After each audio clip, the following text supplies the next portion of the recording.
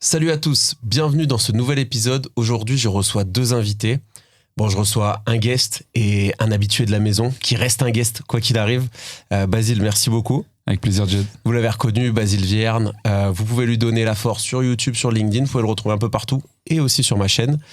Et je reçois également quelqu'un que je suis très honoré de rencontrer. C'est-à-dire que là, ce qui est filmé, c'est notre rencontre IRL, comme disent les jeunes. Thomas Rivol. Merci beaucoup, Thomas, d'être là. Merci à toi pour l'invitation, c'est un plaisir. Avec grand plaisir. Est-ce que pour les 40 000 personnes qui ne te suivent pas, parce que je crois que j'ai vu 40 000 passer, à peu près, sur LinkedIn, qui es-tu, Thomas Rivol ? C'est une bonne question. Je vais répondre à cette question sous l'angle pro, comme ça va être plus rapide. Vas-y. Et moins gore. Ouais, moins gore. Non, entrepreneur depuis 15 ans maintenant. Okay. J'ai commencé à 18 piges, donc 33 ans pour ceux qui sont forts en maths. Entrepreneur depuis un moment, fan de sport, business dans le sport du coup à la base. Après, j'ai pas mal évolué sur différents types de business. J'ai fait du service, je fais un peu de produits. Et voilà, un parcours essentiellement entrepreneurial. Attiré plus par le côté intellectuel et artistique de l'entrepreneuriat que par le côté business pur et dur. Okay. Les chiffres sont cool, mais la substance est plus intéressante. Mais je pense que ça va être un des sujets qu'on va aborder fréquemment tous les trois. Trop bien. Là, tu évoques déjà... allez, on fait une rentrée en matière, pas de round d'observation. La substance, c'est ce qui vous réunit aussi tous les deux. C'est-à-dire qu'aujourd'hui, j'ai l'opportunité, moi, de vous recevoir. On a des discussions qui sont privées. Aujourd'hui, c'est public. Donc c'est aussi partagé à l'audience tout ça. Vous êtes derrière un projet qui s'appelle Culte, qui parle de substance, qui parle d'écriture, d'idées. Est-ce que déjà le nom est chambé, je me permets de te le dire. Je trouve ça très très stylé. Et j'aimerais savoir, pour les gens qui découvrent, c'est quoi aujourd'hui Culte ? Et donc cette entreprise, au sens vraiment de ce qu'on entreprend, derrière laquelle vous êtes tous les deux aujourd'hui.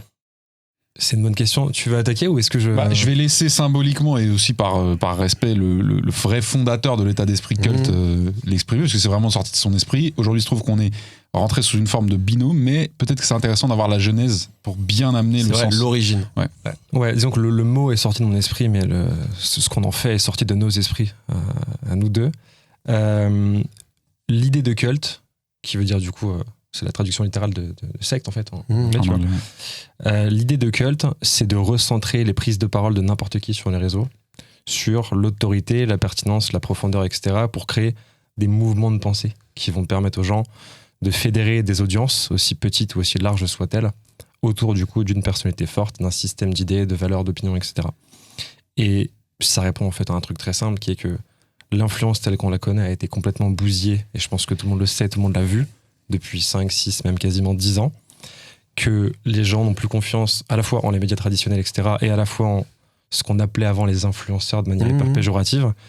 Mais néanmoins, il y a encore des moyens d'avoir une vraie influence. Quand je dis vraie influence, je l'entends au sens positif du terme. C'est-à-dire porter une pensée, porter un mouvement, porter une vision, et faire en sorte que d'autres personnes adhèrent à ce mouvement, cette pensée, cette vision, pour les emmener vers un chemin, vers une destination, etc.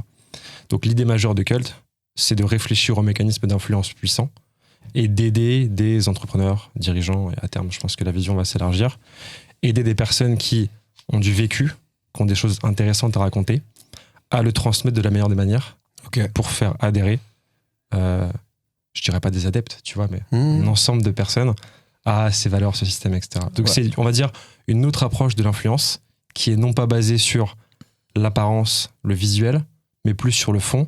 Et bien évidemment, en fait, le fond vient de ce que tu as vécu, de ce que tu as fait, de ce que tu as dit, de ce que tu as pensé, etc. Ce fond, c'est la fameuse substance que vous venez sublimer et que vous permettez en fait d'exprimer aujourd'hui à des entrepreneurs, à des personnes qui souhaitent communiquer, mais qui n'ont pas, j'allais dire, votre plume, vos armes et votre connaissance aussi. Parce que c'est intéressant, vous venez tous les deux quand même pas mal de LinkedIn. En tout cas, vous êtes très référencés là-dessus. On s'est connus sur LinkedIn aussi, c'est ça qui est intéressant. D'ailleurs, enfin, toi aussi, je sais plus. Non, moi j'étais déjà banni quand on s'est connus. Oui, non, moi je t'ai pas connu sur LinkedIn. Ah oui, non, c'était après. Non, moi sur Instagram. C'était pas très longtemps après. Mais Thomas et moi, on s'est littéralement rencontrés, connus sur LinkedIn. Donc, vous permettez aujourd'hui, notamment via ce canal-là, à des personnes d'exister, de faire exister leur discipline, leur art. J'aime beaucoup, attention au champ lexical de la secte, mais je vous lance tout de suite là-dessus. C'est le côté gourou, un petit peu. Je suis très curieux d'en entendre parler. Est-ce que vous allez créer des gourous, les gars ?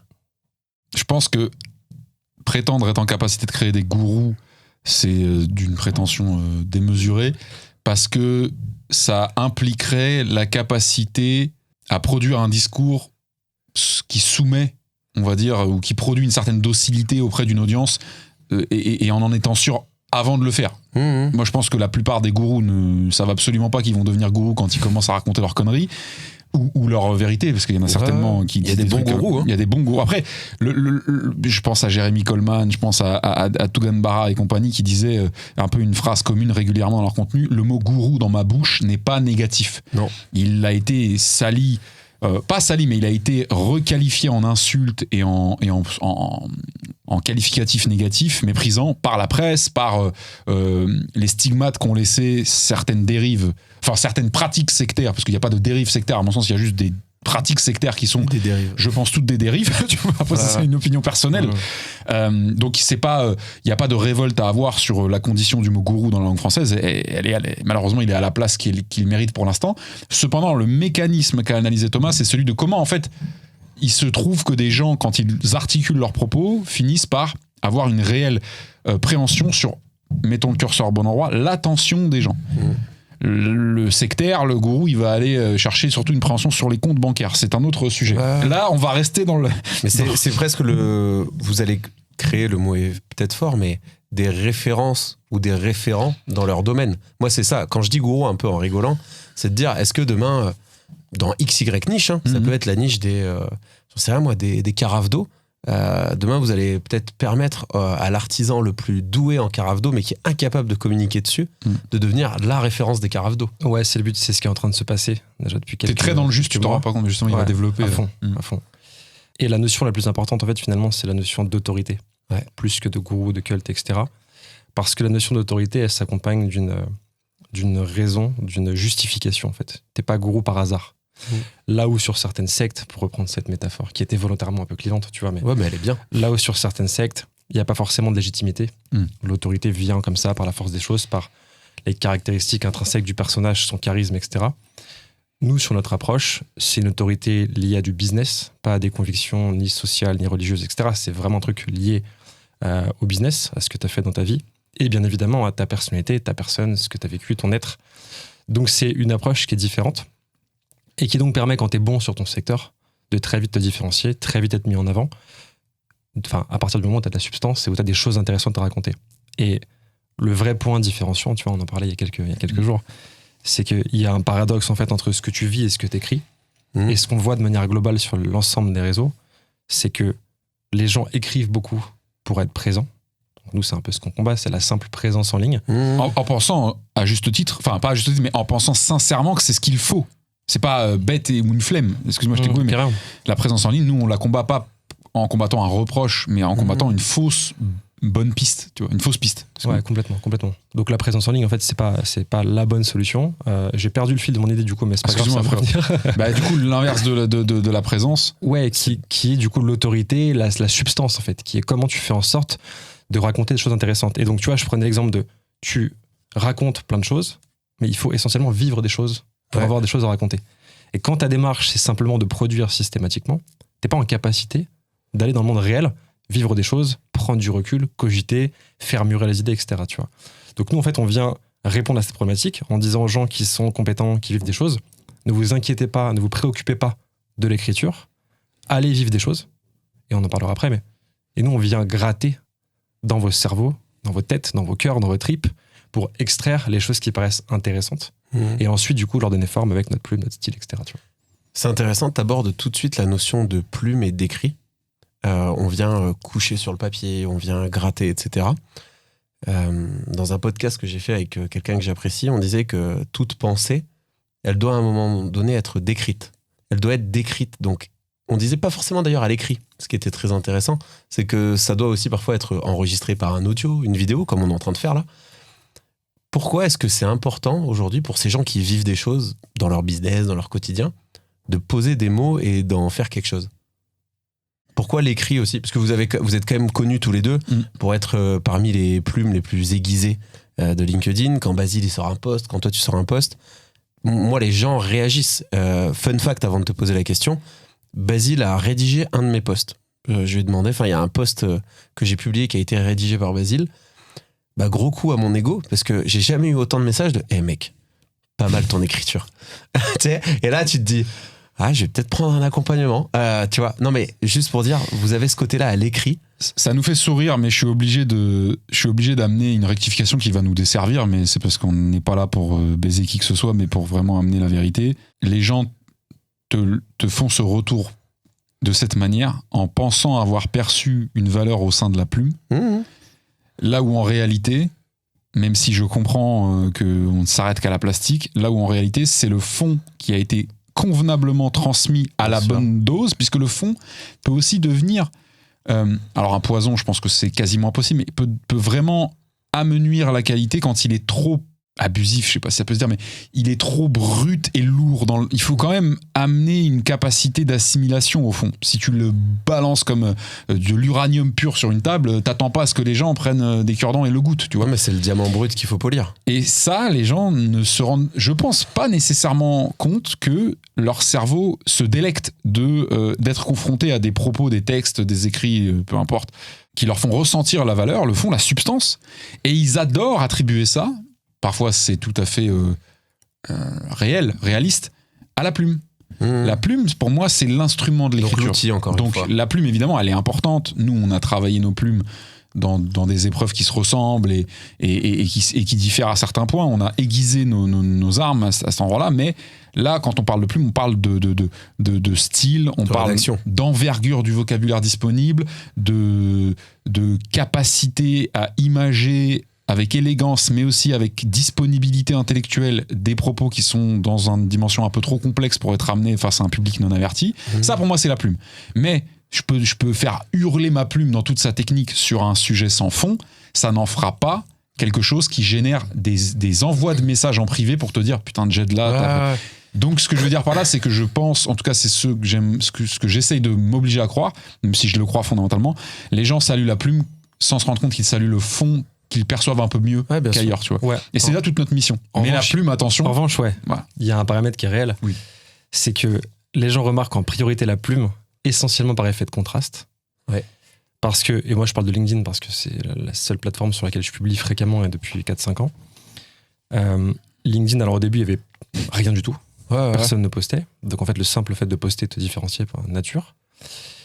Et ensuite, on a eu l'arrivée du copywriting tel qu'on l'entend. Alors, pas l'art noble du copywriting, mais le copywriting template. Tu vois, les habitudes, les schémas, les trucs que tout le monde ne peut pas blairer. En fait, la raison pour laquelle les gens ne blairent plus LinkedIn, c'est à la fois l'absence de fond et à la fois les plumes qui se ressemblent et qui ne sont pas des plumes. Il n'y a pas de plumes. Des stylos, des crayons, des crayons cassés ou mal taillés, tu vois. Et sans être méchant, c'est pas... tout le monde s'en rend compte, tu vois. Donc, effectivement, ce que remarquent les gens en priorité, c'est un style, une plume qui, je le sais en tout cas dans notre cas, est plus littéraire que copyrighté. Pourquoi ? Parce qu'en fait, nos inspi, c'est du Balzac, c'est des auteurs dont... C'était ma question d'après. Dont on est très très très loin en termes de performance, de qualité d'écriture, etc. Mais on lit énormément ce type d'auteur et d'ouvrage. Et donc, on a une plume qui se veut plus littéraire. Peut-être plus riche parfois, plus acidulée. Avec bien évidemment toujours ce côté... parfois un peu provoquant. J'ai toujours une approche un peu... pour pas qu'on s'emmerde, quoi. Tu vois. On veut pas lire du Balzac sur LinkedIn non plus, tu vois. Il y a un mot qui... assertif. Tu sais, les gens qui c'est le mot qui fait chier un peu tout le monde, mais qui là représente bien ce truc-là. C'est de dire... Ou corrosif, tu vois. Corrosif, ça nous ressemble plus. Je préfère corrosif, parce que assertif, je pense un peu au truc, tu sais, start-up corbeille à fruits. Oui. C'est exactement ça. Assertif, inexpugnable et dans les synergies, surtout. On est beaucoup dans les synergies. La dynamique. Mais tu parles de vos influences. C'est hyper intéressant en termes de vocabulaire. Moi, la première fois que j'ai parlé avec Basile, j'ai aucune honte à le dire. Il y a 2-3 mots, je fais je l'ai pas celui-là. Tu vois, au Scrabble, il y a moyen, ils prennent 1 ou 2 points. Comment est-ce que vous avez cultivé ça ? Bien sûr, la lecture, c'est assez évident. Mais moi, ce qui m'intéresse à titre perso, c'est d'où est-ce que ça vient, ce goût-là, pour la littérature ? Vous pouvez parler de ce que vous voulez, hein. Famille, je sais pas si on aura le écriture. même. J'espère qu'on n'aura pas le même. Enfin, que ce soit un peu complémentaire. Mais Toi, ça vient moi, d'où ? c'est la lecture. J'ai beaucoup lu étant gamin. Éducation, passion, j'en sais rien. J'ai beaucoup lu. J'ai arrêté de lire peut-être entre mes 20, 26, 27 ans, comme ça. Entre mes 20 ans et 26 ans à peu près. Et après, je me suis remis à lire des choses qui me faisaient chier à l'époque. Par exemple, tu vois, Balzac, c'est un bon exemple. Je pouvais pas blairer Balzac. Parce que j'avais découvert Balzac à travers le prisme de l'éducation quand j'étais au collège, lycée, etc. Je vais pas ouvrir une porte là-dedans parce qu'on peut s'enfoncer dedans et détruire tout ça. Et c'est pas le but. Mais donc, j'ai détesté par nature parce que on ne m'a pas montré cette profondeur, on m'a pas fait goûter tu vois, la quintessence. Exactement, la quintessence de ces romans. Et je m'y suis remis quelques temps plus tard. Et là, j'ai découvert la vraie puissance du truc. Pas en mode, ouais, finalement, c'est bien, alors que je pensais que c'était de la merde. Vraiment, c'est puissant. Je prends une tarte dans la gueule. Ouais. Et on en parle souvent, tu vois. Alors moi, avant, mes bouquins, ils étaient beaux, pas cornés. Ils étaient vraiment rangés nickel dans la bibliothèque, etc. Mes bouquins de Balzac, maintenant, ils sont cornés, ils sont stabilotés, ce qui peut être un crime, tu vois, mais tellement les punchlines sont dingues. Et j'appelle ça des punchlines. C'est des phrases, c'est littéralement, c'est soit beau, soit puissant, mais c'est incroyable, tu vois. Et donc, en fait, à force de lire, d'écrire, surligner, réinterpréter, comprendre, réécrire, ta plume finit par naturellement s'imprégner de ce que tu consommes. On en parlait hier tous les deux. Ta plume, elle est jamais neutre. Alors, déjà par rapport à ton expérience, ce que tu as vécu tout au long de ta vie, mais aussi par rapport au contenu dans lequel tu as baigné récemment, sur les dernières heures, les derniers jours, dernières semaines, derniers mois. Et donc, ta plume va évoluer avec ta personnalité, avec ton expérience. Ton style va évoluer. Et ta plume va aussi prendre le goût, je dis bien le goût, de tout ce que tu as vécu autour du moment où tu écris, où tu couches sur papier les différents mots. Et c'est ça qui est assez incroyable, en fait. Donc, je suis carrément parti en couille par rapport à ta question de base. C'est que tu as lu des livres. Tu as lu des livres plus jeunes. Ouais. Et c'est intéressant parce que je sais pas trop sur les milieux sociaux, etc. Mais ça m'intéresse même d'avoir peut-être votre retour. Moi, j'avais des parents qui lisaient pas trop, mais qui comprenaient que c'était important que leurs gamins lisent, tu vois. Mon père, il m'emmenait à la bibliothèque, il me disait, lis des livres, tu vois. Et je suis comme toi, l'éducation m'a froissé avec le truc. Ouais. Et j'ai l'impression qu'on est beaucoup quand même à avoir ce retour. Mais tu sais, moi, quand tu dis 26, 27, ça me parle parce que j'ai fini les études, je suis rentré dans la vie active et j'ai besoin un peu de cette quête de sens, de trouver dans des livres ou dans d'autres formats quelque chose qui me parle. Donc, je laisse juste ça là, mais toi, Baz, ça vient d'où ce goût pour la littérature, Est-ce que tu l'as toujours eu d'ailleurs ? Comment dire ? En gros, déjà, moi, j'ai pas la même expérience que Thomas dans le sens où moi, j'ai jamais réussi à lire étant jeune. C'était même un complexe très clairement, mais pas un complexe de fragile. C'est juste, je me mettais devant un livre, il n'y avait pas moyen d'y rester. Une minute, mais c'était pas un truc dont je souffrais dans le sens j'en avais rien à foutre, c'est juste ça m'a certainement fait procéder beaucoup plus rapidement à mettre la lecture dans la case truc emmerdant que mes profs chez qui malheureusement j'arrive pas à déceler de passion, c'est une interprétation subjective d'un jeune homme mais c'est la mienne, m'imposent de lire, donc truc à pas faire. Moi j'étais, peut-être que ça se voit, je sais pas, mais j'étais pas vraiment le bon élève, j'étais pas vraiment le gars discipliné, j'étais pas beaucoup en cours, pour être très honnête avec tout le monde, et il y a prescription et le rectorat, je vous embrasse, ils me connaissent bien, j'étais pas beaucoup là, donc la lecture, il y avait assez peu de chances que ça me prenne, et surtout j'avais un vrai souci d'attention, pas dans le sens, j'arrivais pas à conserver mon attention sur la lecture plutôt qu'autre chose, c'est que j'avais un capital, j'imagine que ça serait plutôt bien de l'appeler comme ça, un capital imaginatif. Ça, je sais pas d'où ça vient, mais j'ai un capital imaginatif, je sais pas comment, pas un capital, un muscle imaginatif qui est peut-être, j'en sais rien parce qu'il faudrait que je puisse le comparer, moi, avec celui de quelqu'un d'autre, mais je peux pas avoir le muscle de quelqu'un d'autre. Mais comme ça se voit pas. J'ai certainement un muscle imaginatif qui, à l'époque, en tout cas, était beaucoup plus prononcé que certains de mes camarades. Je le sais parce que j'écrivais moi-même, sans lire. J'écrivais dans le sens, pour moi, je dessinais, je fabriquais des trucs avec mes mains.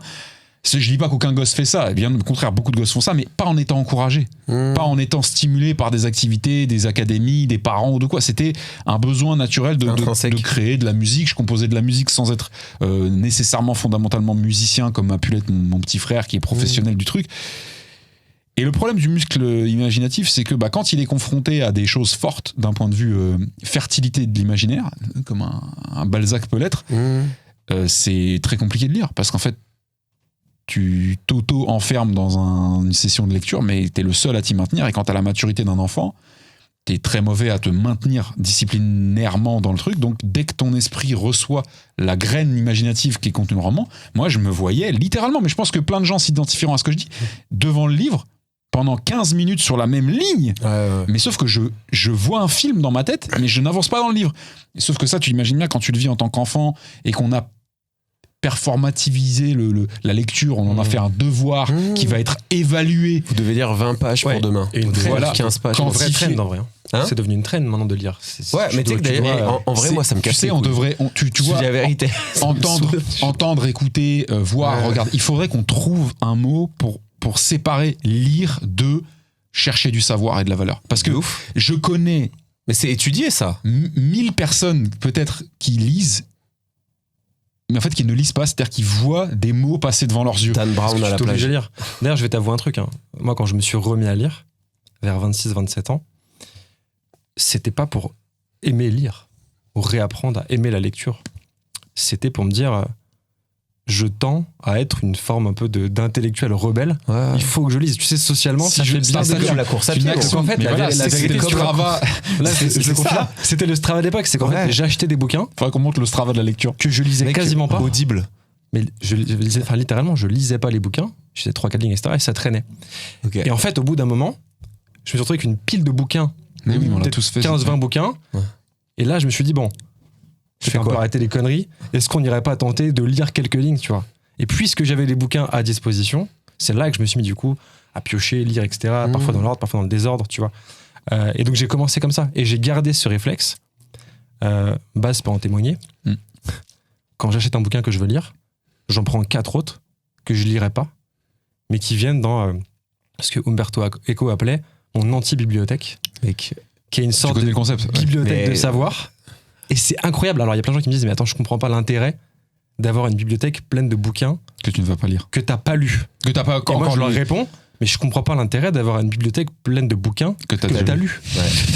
Mais là, tu mets le doigt sur quelque chose qui est exceptionnel, c'est que quand t'allais au CDI, à la bibliothèque de ton quartier, peu importe, t'allais chercher un livre que t'avais pas lu. Enfin, vous voyez ce que je veux dire? Et t'étais à la recherche de ça. Et moi, ça m'a toujours fasciné, tu sais, les médecins, les docteurs, qui avaient des livres derrière eux, mais en fait, à la genèse de tout ça, au début du XXe siècle, c'était « Ah, le patient, il a telle pathologie, donc je prends l'info, je vais la chercher dans le livre. » Tu vois? Et il y avait ce côté, je vais chercher l'info dans le livre. Bah, le bouquin, c'est aussi, en plus, c'est l'objet du savoir, tu vois. Ah ouais, c'est vraiment littéralement... Et c'est le Graal un peu quand tu rédiges un livre. Tu sais, les créateurs de contenu, les chefs d'entreprise, quand ils ont atteint le stade de « Non mais j'ai fait mon livre ». Tu sais, j'ai rédigé. Il y a un truc dans l'objet sacré du livre. Est-ce qu'on ouvre une parenthèse sur ce sujet ou pas? Ouais, vas-y, de ouf. Je pense qu'il y a moyen. Est-ce qu'on y va vraiment? C'est un sujet très fort, le livre. Bah oui. C'est intéressant. Après, j'ai un truc très personnel par rapport à ça, une opinion très personnelle. Et c'est assez paradoxal parce que je publie beaucoup aussi en ligne, tu vois. Je pense que les meilleurs textes sont ceux qui ne sont pas écrits pour être lus. Mais écrits pour penser. Écrits pour penser. Ou pour sortir. Exactement. Tu m'as cassé le cerveau. Je te rassure, elle m'a aussi cassé le cerveau. F4, là. Non, mais c'est pour être très honnête, c'est une réflexion qu'on menait il y a quelques jours avec un créateur, enfin avec un intellectuel qu'on salue qui s'appelle Matteo de Oliveira. Et c'est vrai, je te laisse poursuivre, mais c'est tellement... C'est une dinguerie. Et tu vois, peut-être précise ce que tu veux dire, parce que la forme est incroyable, mais peut-être qu'il y a des gens qui sont un peu largués.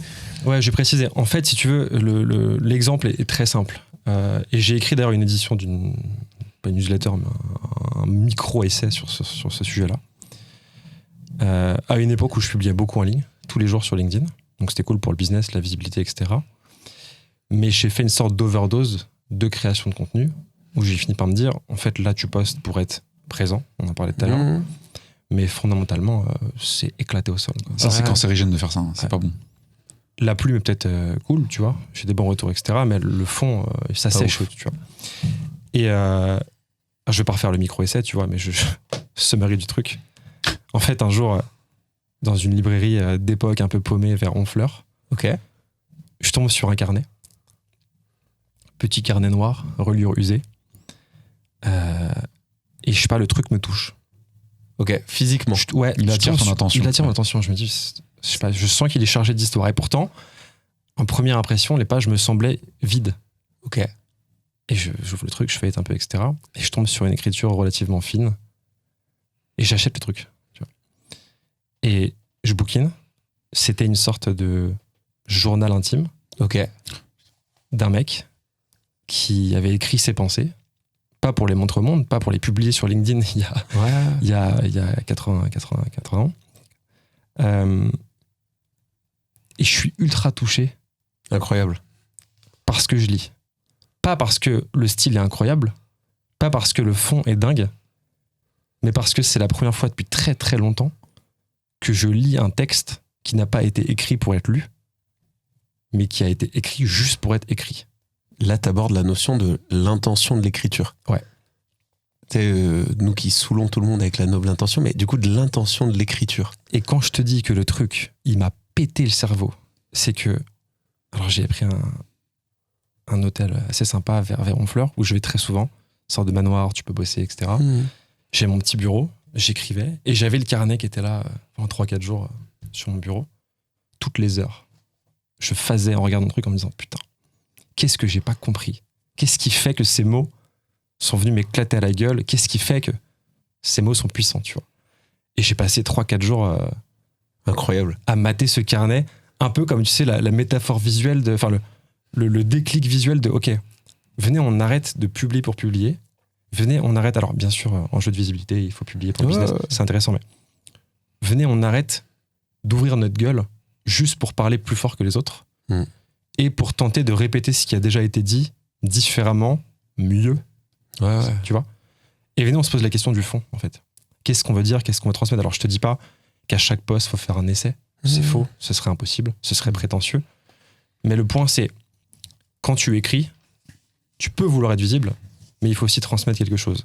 Et donc, je reboucle du coup sur cette histoire de bouquin. C'est que je comprends sur un enjeu de personal branding que sortir son bouquin, c'est super. C'est prouvé par les chiffres. En termes d'autorité, c'est génial. Mais c'est pas la même chose que sortir son livre.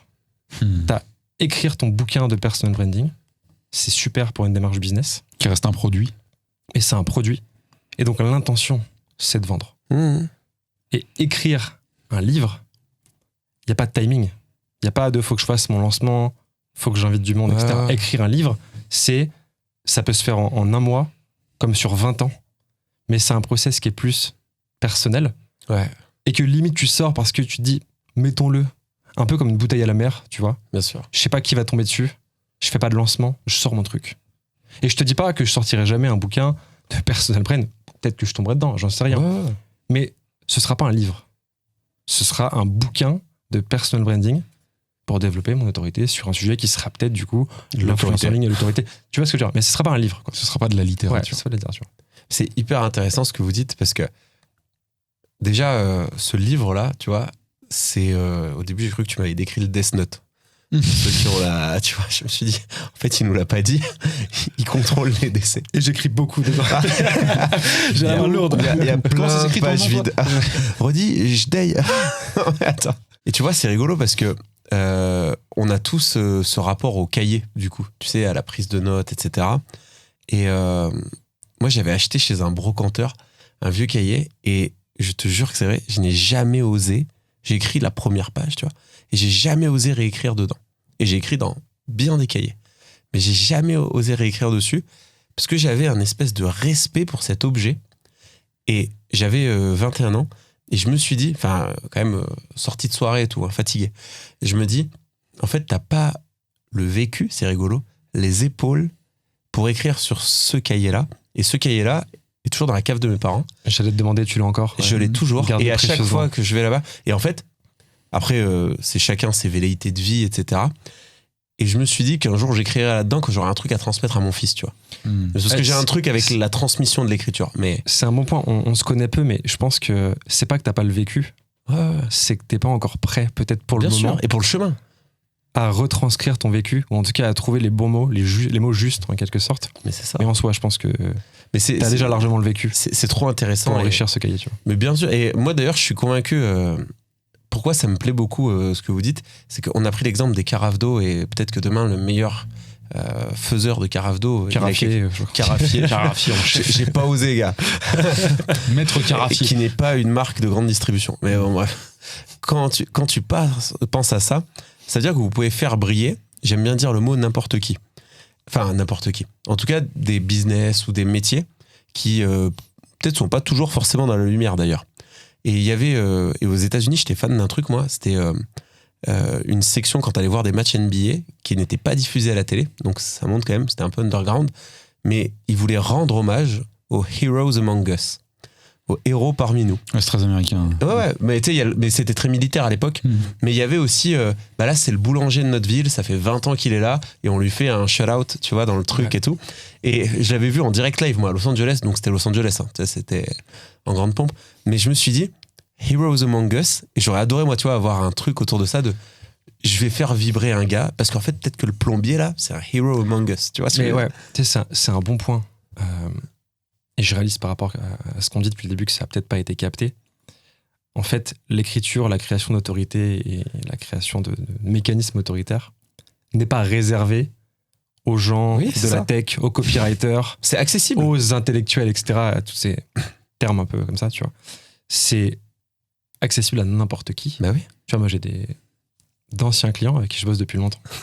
Parce que j'avais commencé à faire ça un peu en sous-marin depuis un petit moment, qui ont des métiers littéralement manuels. Ouais, random. Au sens non habituel sur LinkedIn, tu vois. Et étonnamment, c'est les profils avec lesquels on a les meilleures performances. Et mec, ça m'étonne pas ce que tu dis. Pourquoi ? Parce que sous-représentés. Pourtant, c'est, tu sais, ce qu'on appelle les gens du réel. C'est qu'en fait, il y a une telle bulle. Mais nous, on vit tech, dans un crypto, monde à machin part. et tout. C'est qu'en fait, voilà, on est tous un peu dans notre truc, tu vois, à s'entrepalucher et tout, tu vois. Mais c'est en fait, au bout d'un moment, c'est. Alors, il n'y a pas de jugement de valeur et d'équilibre, tu vois, mais c'est juste, remettons des métiers du réel, tu vois. Si demain, Internet coupe, qui y reste en fait ? Et il reste beaucoup de monde, tu vois. Bien sûr. Et ces personnes-là. Dont on a besoin. Exactement. Souvent, se sentent pas légitimes, n'osent pas prendre la parole parce que pas assez tech, pas assez intéressant, etc. Et selon elles, c'est pas assez intéressant. Or, il se trouve que ces personnes du réel passent davantage de temps dans le monde réel, donc ont fondamentalement beaucoup plus de choses à raconter que des gens qui passent beaucoup de temps dans le virtuel et qui sont totalement décorrélés, déconnectés du réel, tu vois. C'est fou. Il y a une phrase d'un rappeur toulousain, Oli, qui dit entre un amateur et un artiste, la seule différence, c'est un public. Tu sais, et il dit, tu vois, je grattais dans ma chambre des textes, je sais pas si tu vois ce freestyle, de 10 minutes, et cette phrase, elle m'a interpellé parce que je me suis dit, donc, faut être lu, tu vois, faut être vu, faut être perçu. Ah, il n'y a pas d'accord à ma gauche. Let's go. Vas-y. D'accord. Pourquoi ? Parce que j'aime beaucoup Oli. Ouais. On a tendance à moins faire attention aux réflexions, aux remarques de Big Flo, parce qu'il est il est beaucoup plus clownesque. Oui, il est McFly et Carlito. C'est littéralement un humoriste, Big Flo. Il a un truc, il a une nature que n'a pas nécessairement Oli. Oli a la finesse d'esprit. Mais attention, Big Flo, il amène des trucs. Hein. Dans son freestyle, il dit oui, je rappe comme personne, mais je suis le frère d'un monstre. Ouais. Tu vois ce que je veux dire ? Et il dit, lui écrit mieux que Quincy. Enfin bref. C'est qui dit ça ? C'est Oli ? Oli, il dit, vous voyez mon flow et ma voix et comment elle se pose, mais mon frère, presque il dit, je suis l'instrument de ce que lui il écrit. Donc j'y crois à mort. Mais ce que je veux dire par là, c'est que je refais la phrase pour juste expliquer mon étonnement. C'est la seule différence entre un amateur et un artiste. Ouais. Donc déjà pour moi, il y a une confrontation entre deux notions qui n'ont pas de lien. Ça n'a pas. Là, mais ça, c'est un problème sémantique. Un rappeur connu et un rappeur dans sa chambre. On recadre ça dans son contexte qui est le bon, puisque c'est celui qu'il a voulu exprimer. La seule différence entre un rappeur amateur et un rappeur qui peut se considérer comme un artiste, c'est le public. Bah, moi, je pense que c'est faux. Déjà, le rappeur amateur peut avoir un plus gros public qu'un artiste. J'en ai connu, personnellement, hein, pas moi, hein, mais je parle de gens que j'ai connus petits. Et c'est surtout la seule différence entre, donc, dans l'image de ce que veut dire amateur, Oli veut dire amateur et Oli veut dire artiste, c'est la dédication. Je ne sais pas si le mot existe en français, c'est le choix de la personne. Il est amateur tant qu'il a décidé de ne laisser qu'une antichambre à cette discipline dans sa vie parce que il est plaquiste et qu'il a un chrome pour la maison et la baraque et la voiture du dernier et que le rap c'est génial, c'est sa passion d'enfance, mais ça restera de l'amateurisme. Et il y a celui qui dit j'accepte de sauter. Je connais pas la profondeur du ravin, mais je crois en ce que j'ai à faire. Et je vais me dédicater. On pense souvent que les artistes sont inconscients. Il y a une légitimité sémantique à dire ça, parce qu'ils sont pas conscients de tout ce qu'ils risquent de perdre. Moi, j'y vois surtout l'expression de la foi. La foi en soi, en son art, en ce qu'on a à amener au monde avec, ce qui rend possible la prise de décision et le saut. Ce que l'amateur n'a donc pas. Ça ne veut pas dire que l'amateur ne pèterait pas s'il sautait, s'il devenait un artiste à part entière. C'est juste qu'il n'a pas fait ce choix de sauter. Et quand on s'exprime sur des disciplines artistiques, dont le but est de produire le beau au sens et au goût de la personne qui le porte, s'il y a la foi derrière, ça ne peut pas avoir le même son, le même goût, la même allure. Si tu veux, le mec a lâché ce qu'il avait à lâcher, que tout le monde, tout son entourage dit « Ouais, mais lui, c'est un peu perché artiste, il passe sa vie à écrire ou à fumer ou à faire de la musique. » Ouais, sauf que lui, il a juste 990 milliards de fois plus de raisons et de chances d'y arriver qu'un mec qui fait la même chose que lui, en se préservant derrière une barrière sociale ou d'une couverture sociale, dire par contre la journée je suis CPE au collège Jean Racine. C'est marrant, moi la phrase je l'ai pas du tout comprise comme ça. Alors attends, moi, je suis d'accord avec ce que tu dis. Ouais. En fait, au bout d'un moment, tu produis une œuvre que tu exposes à un public, ce qui fait qu'elle devient un grand public, et c'est le public qui va décider de la manière dont il va recevoir ce que tu vas produire. Et si le public aime ce que tu fais, tu seras considéré comme un artiste.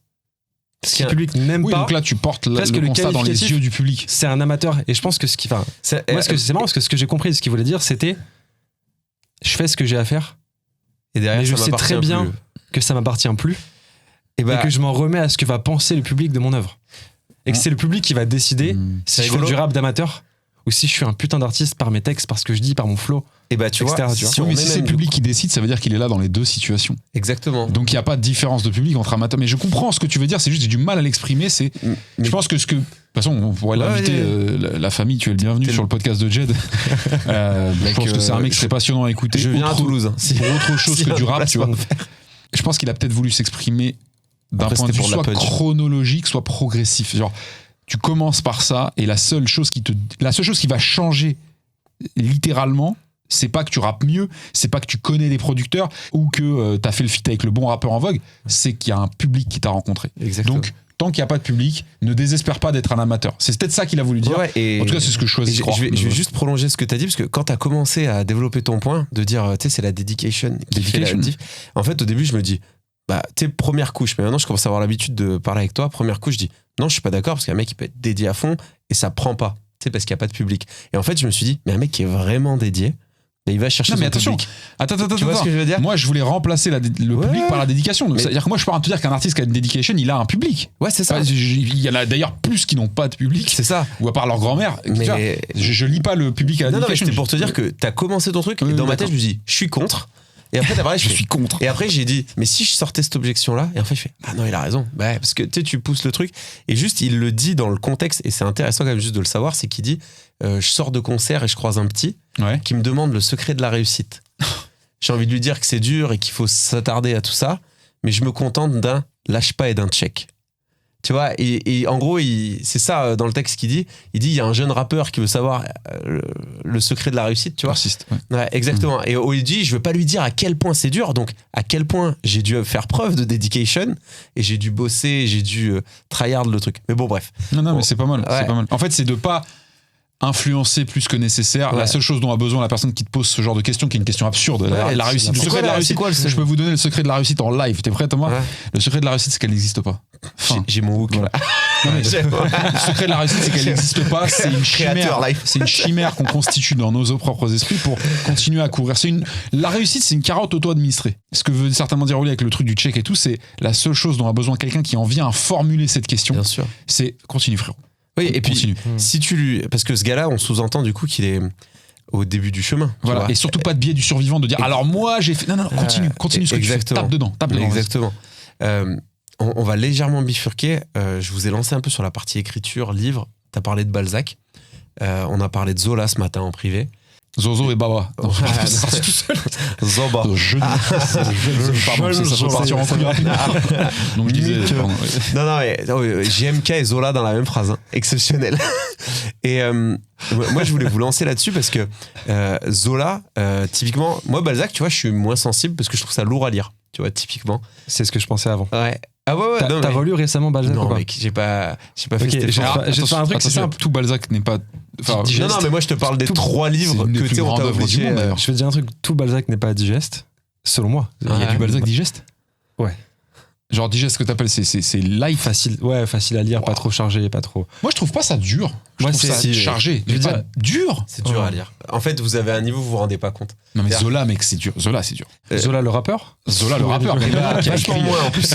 Zola qui a écrit Les Misérables et qui rappe. Comment niquer toute la jeunesse. Alors, Zola. Mais tu vois, Zola, je me souviendrai de la prof qui dit, et je crois que c'est comme ça que c'est annoncé dans les livres, je vous raconte l'histoire d'une famille, donc les Rougon-Macquart, au Xe siècle. Et tu vois, et d'avoir que des gens à qui il arrive des galères. Je te jure, chaque œuvre de Zola, j'ai pas tant lu que ça, mais je ne pouvais pas me retenir de lire Zola et de me dire les descriptions fleuves de Zola. Au Bonheur des Dames, les magasins parisiens. Ok, ça je suis d'accord. Exceptionnel. Vas-y, déballe. Sur quoi est-ce que tu disais sur Balzac là? Lis un bouquin que toi tu m'as recommandé d'ailleurs, Les Illusions perdues. Ok. Ouais. C'est le Balzac pour moi. Mais... Ok. Et attention, 2 tomes. Hein. Il y a Les Illusions perdues qui est suivi de Splendeur et Décadence ou Misère des courtisanes. Des courtisanes. Ouais. Les Illusions perdues, il fait 800 pages. Ok. Tu te manges une tarte dans la tronche quasiment à chaque page. Toutes les pages. C'est flippant. C'est simple. Moi, j'ai un truc où j'ai un petit stabilo. Et à chaque fois qu'il y a un truc qui me pète le cerveau, soit parce que je trouve ça beau esthétiquement, soit parce que la phrase, la pensée est dingue, il y a un truc. Je surligne. Tu prends mon bouquin, je surligne quasiment à toutes les pages. Ouais, c'est ouf. Soit un mot, soit un changement de rythme, soit une tirade complète, soit parfois t'as carrément la page entière.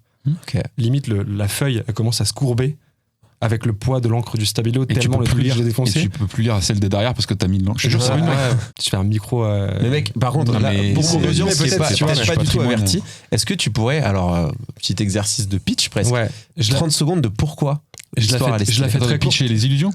Non, mais ou pourquoi ça vaut le coup de le lire. Je la fais très courte et je la rends stylée. En fait, il y a 2 histoires en une. Il y a une histoire de grind et d'ascension sociale. Ok, tu m'as eu déjà, vas-y. Avec tout ce que ça peut apporter, attirer comme péripéties, comme embûches, comme changement des rapports sociaux, etc. Donc ça, c'est un truc souvent quand t'entreprends, etc. Bien sûr, t'es sensible à ça. Tu ressens. Et t'as un troisième. Non, vas-y, excuse-moi. Vas-y. Et le second, pour moi majeur, c'est une histoire d'amour complexe. Tous les amours sont complexes. Mais d'un amour, je dirais pas impossible, mais inhabituel, pas très naturel. Ok. J'essaye de le décrire tu l'as bien teasé, là, sans trop spoiler les trucs. Et donc, c'est un mélange de tout ça. Ok. Je suis curieux d'avoir ton troisième point. Donc, je valide évidemment les 2 histoires dont parle Thomas. Donc, la première, c'est ce qu'on peut appeler l'histoire de la montée à Paris, parce que c'est une histoire qui est en fait très universelle. Bah, c'est pas universel parce que Paris, ça reste une putain de ville en France. Je connais l'histoire. C'est une histoire c'est même pas tant de gens. C'est pas que la montée à Paris, c'est plus c'est Paris qui matérialise à l'époque le cercle social ultime auquel tu vas accéder, l'Elysium, le prestige, etc. Exactement. Ouais. Mais tu montes en tant que provincial pour prendre ta place dans l'Elysium, dans la cour ultime. Donc ça, là où vous êtes 2 Parisiens quand même. Moi, je suis natif. Je sais pas, toi, t'es Paris. Pas, Paris, pas né, je m'identifie pas parisien dans le sens. Je sais que je suis parisien. Non, parce que moi, quand naissance. je suis monté à la capitale, tu vois, comme enfin, moi, parisien, mais de banlieue. Ouais, non, mais tout le monde dit ça. Non, c'est vrai. Non, moi, je suis vraiment un intra, mais je m'identifie pas. Enfin, je veux dire, c'est. Bref, mais ça, je pense que c'est une question plus de milieu où tu grandis que de ville où tu grandis. J'ai été fier de ma ville quand j'étais jeune. Je finirai pas cette phrase. Voilà. Non mais personne, c'est juste la deuxième histoire, c'est pour moi l'histoire la plus douce. Dans le sens, c'est celle qui prend le moins de place dans mon esprit, mais celle qui prend certainement le plus de place dans le livre. C'est l'histoire d'amour entre le héros du roman et quelqu'un, et effectivement les conditions, les modalités de cette histoire d'amour qui va évoluer d'une manière absolument imprévisible dans tous les sens du terme, pose une intrigue assez fertile à des situations, parce que c'est comme ce qu'on appelle toutes les équations d'amour impossibles. Pas illégal, hein, impossible, on a dit. Voilà, on vit dans une époque spéciale quand même. Son prétexte à créer des situations compliquées, et on vivait à cette époque-là, donc qui est l'époque des romantiques. Hein. Balzac, c'est les romantiques qui écrit à sa propre époque, donc c'est particulier comme écriture.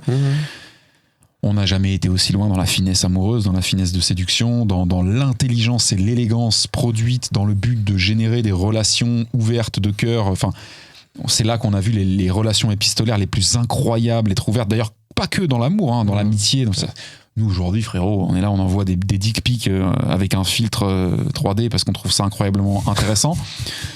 Je me demande si finalement, est-ce qu'on ferait pas... Ne ferions-nous pas... Non, mais, tu te fais strike, en fait, ne ferions-nous pas que régresser depuis cette époque-là. La troisième histoire, qui pour moi est la plus importante du livre et qui est d'ailleurs, je pense, le prétexte, non pas le prétexte, justement, l'intention réelle de Balzac dans ce livre.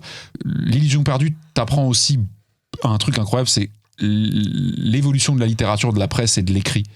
Ok. Donc, je te le dis, hein, qui que ce soit qui regarde cette vidéo, tu n'as pas la moindre idée. Va lire Les Illusions perdues, tu vas décupler ta connaissance de pourquoi il y a eu des journaux qui sont apparus, pourquoi la presse est ce qu'elle est, mais pourquoi on écrit des livres, pourquoi aujourd'hui on parle de romans. Et tu vas rentrer en compte que 1, tu savais rien, 2, on te l'a pas appris à l'école, et 3, c'est incroyable et c'est beaucoup plus proche de notre époque et des démons et des vertus de notre époque que tu le crois. Tu vois ce que je veux dire avec la presse ? C'est 100% actuel. C'est la plus belle des histoires, et c'est celle de Balzac en lui-même, parce que moi je connais bien sa vie, j'ai étudié la vie de Balzac et pas que les livres de Balzac, et la vie de Balzac se constate dans ses livres, mais pas tous. C'est la pureté de ton intention d'écrivain. C'est l'innocence que tu vas ou non protéger pour ta plume.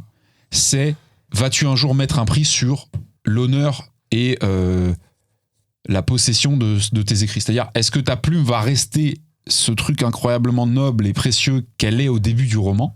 Il faut savoir que le personnage principal des Illusions perdues, qui n'est pas un secret, qui s'appelle Lucien de Rubempré, mais qui ne porte pas son vrai nom pour des raisons que je vous invite à découvrir dans le livre, est un poète. Si vous avez traversé une scolarité comme la mienne, malheureusement pour vous, vous n'avez comme écho intellectuel au mot poète que des moqueries les mains dans le dos sur le... Tu sais, oui, ou alors la poésie. Non, mais c'est fixe un point au fond de la salle. C'est vraiment le perché du village qui va aller nulle part. C'est le mec en L. Les poètes, c'est des gens qui sont le plus proches de la réalité.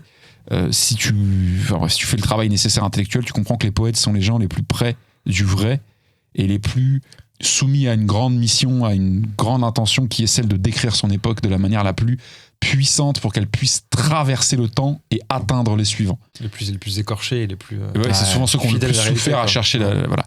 Et se pose comme dilemme à tout jeune auteur, poète qui monterait à la capitale, est-ce que j'écris pour personne, mais j'écris au niveau dont le ciel m'a conféré le niveau, si j'ose dire, ou est-ce que j'écris pour prendre des chèques de revenus ?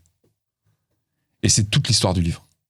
Est-ce que tu vas écrire pour gagner ta vie, ou est-ce que tu vas gagner ta vie pour écrire ? Incroyable. La réponse. Aznavour. Voilà. T'as vu le film ? Non. J'ai vu le film là, le biopic avec Tahar Rahim. Et dans le biopic, ce qui montre particulièrement, c'est quand il il est à Paris et qu'il veut devenir chanteur. Et il bosse avec Piaf. Et Piaf lui dit, Charles, ta voix nasillarde et ce que tu chantes, parce qu'il écrivait ses paroles, ne plaira pas au public. Et donc lui, il se conforme à tout ça pendant 10 ans. Mais il devient middle, tu vois. Mais middle. Et le jour où il abandonne cette recherche du gain et qu'il revient au plus pur de ce qu'il sait faire, il part au Canada, parce qu'il y a un mec qui lui dit, j'aime bien moi ta voix nasillarde. Chez les Québécois, ça sonne bien. Et il revient à son essence et il se dit, j'ai quitté Paris, j'ai raté le challenge de la montée à Paris. Il va au Canada, il devient une superstar. Et derrière, Charles Aznavour, j'ai pas besoin de vous décrire, mais du coup, ce côté de presque, alors c'est son cas à lui et donc ça n'a aucune vérité générale, mais quand il est revenu au plus pur de ce qu'il était, c'est là que le succès est arrivé. La singularité. Ouais, ce qui est marrant, c'est que le conseil universel, c'est quand même littéralement n'écoute que très peu de conseils. Ouais, be true to who you are. Et surtout quand ils viennent des gens proches de toi et qui veulent ton bien. Ça, c'est un truc que j'ai compris. Oui, c'est que les conseils les moins bons sont souvent donnés par des gens qui aimeraient contrôler ta vie, ta sécurité, ton bien-être. C'est exactement ça. Et donc ils te donnent pas un conseil, ils te donnent une consigne. Exactement, ils sont pas dans une démarche de contrôle. Moi, je l'ai compris très tardivement, ce truc, tu vois. J'ai reçu beaucoup de conseils, souvent non sollicités. Alors j'ai un truc avec ça, c'est que en règle générale, pas de hard feelings, hein, mais en règle générale, un conseil non sollicité, c'est clé de bras dans la seconde qui suit, tu vois. C'est ne te sens pas obligé, ne te sens surtout pas obligé de me donner ce type de conseils. Mais blague à part, quand tu montes des boîtes, que t'es jeune, etc., tu reçois plein de conseils. Et tu te dis assez logiquement, j'ai 2 choix, soit je me tourne vers mes proches, soit je me tourne vers les personnes qui sont déjà passées par ma situation et qui sont à peu près, ou qui ont en tout cas une vie, un niveau d'épanouissement qui correspond à ce à quoi j'aspire. Et étonnamment, au lieu d'écouter ceux qui sont passés par ce que tu as vécu, tu vas écouter tes proches. Ouais. Parce que tu te dis, ils me connaissent depuis longtemps, ils veulent mon bien. Donc fondamentalement, il n'y a aucun monde où leur conseil peut me nuire. ironie du sort, c'est littéralement la pire chose à faire, très souvent. Alors, je n'aime pas faire de généralité, mais c'est la pire chose à faire, puisqu'on va freiner ton évolution, freiner ton accélération, freiner ton entrée dans un monde inconnu pour te protéger. Et ce qui te permet d'exprimer ta singularité, de faire des rencontres, de faire des choses folles, d'avoir des choses à raconter, de vivre des choses, et donc d'alimenter tu vois, avec une grande richesse ton parcours et ce que tu fais, c'est justement le fait de ne pas faire ce qui était prévu. Est-ce que d'y aller, t'as un flop 3 ou un flop 2, ce que tu veux, des pires conseils, peut-être de proches ou autres, qu'on t'a donné?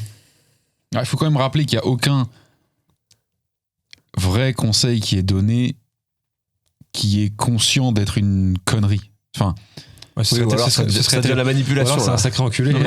C'est toi qui es con. Mais là, on parle de sabotage, on parle de... Ouais, c'est ça, exactement. C'est le bon terme. Non, mais justement, je trouve que les pires conseils sont donnés par les gens qui pensent faire au mieux pour toi.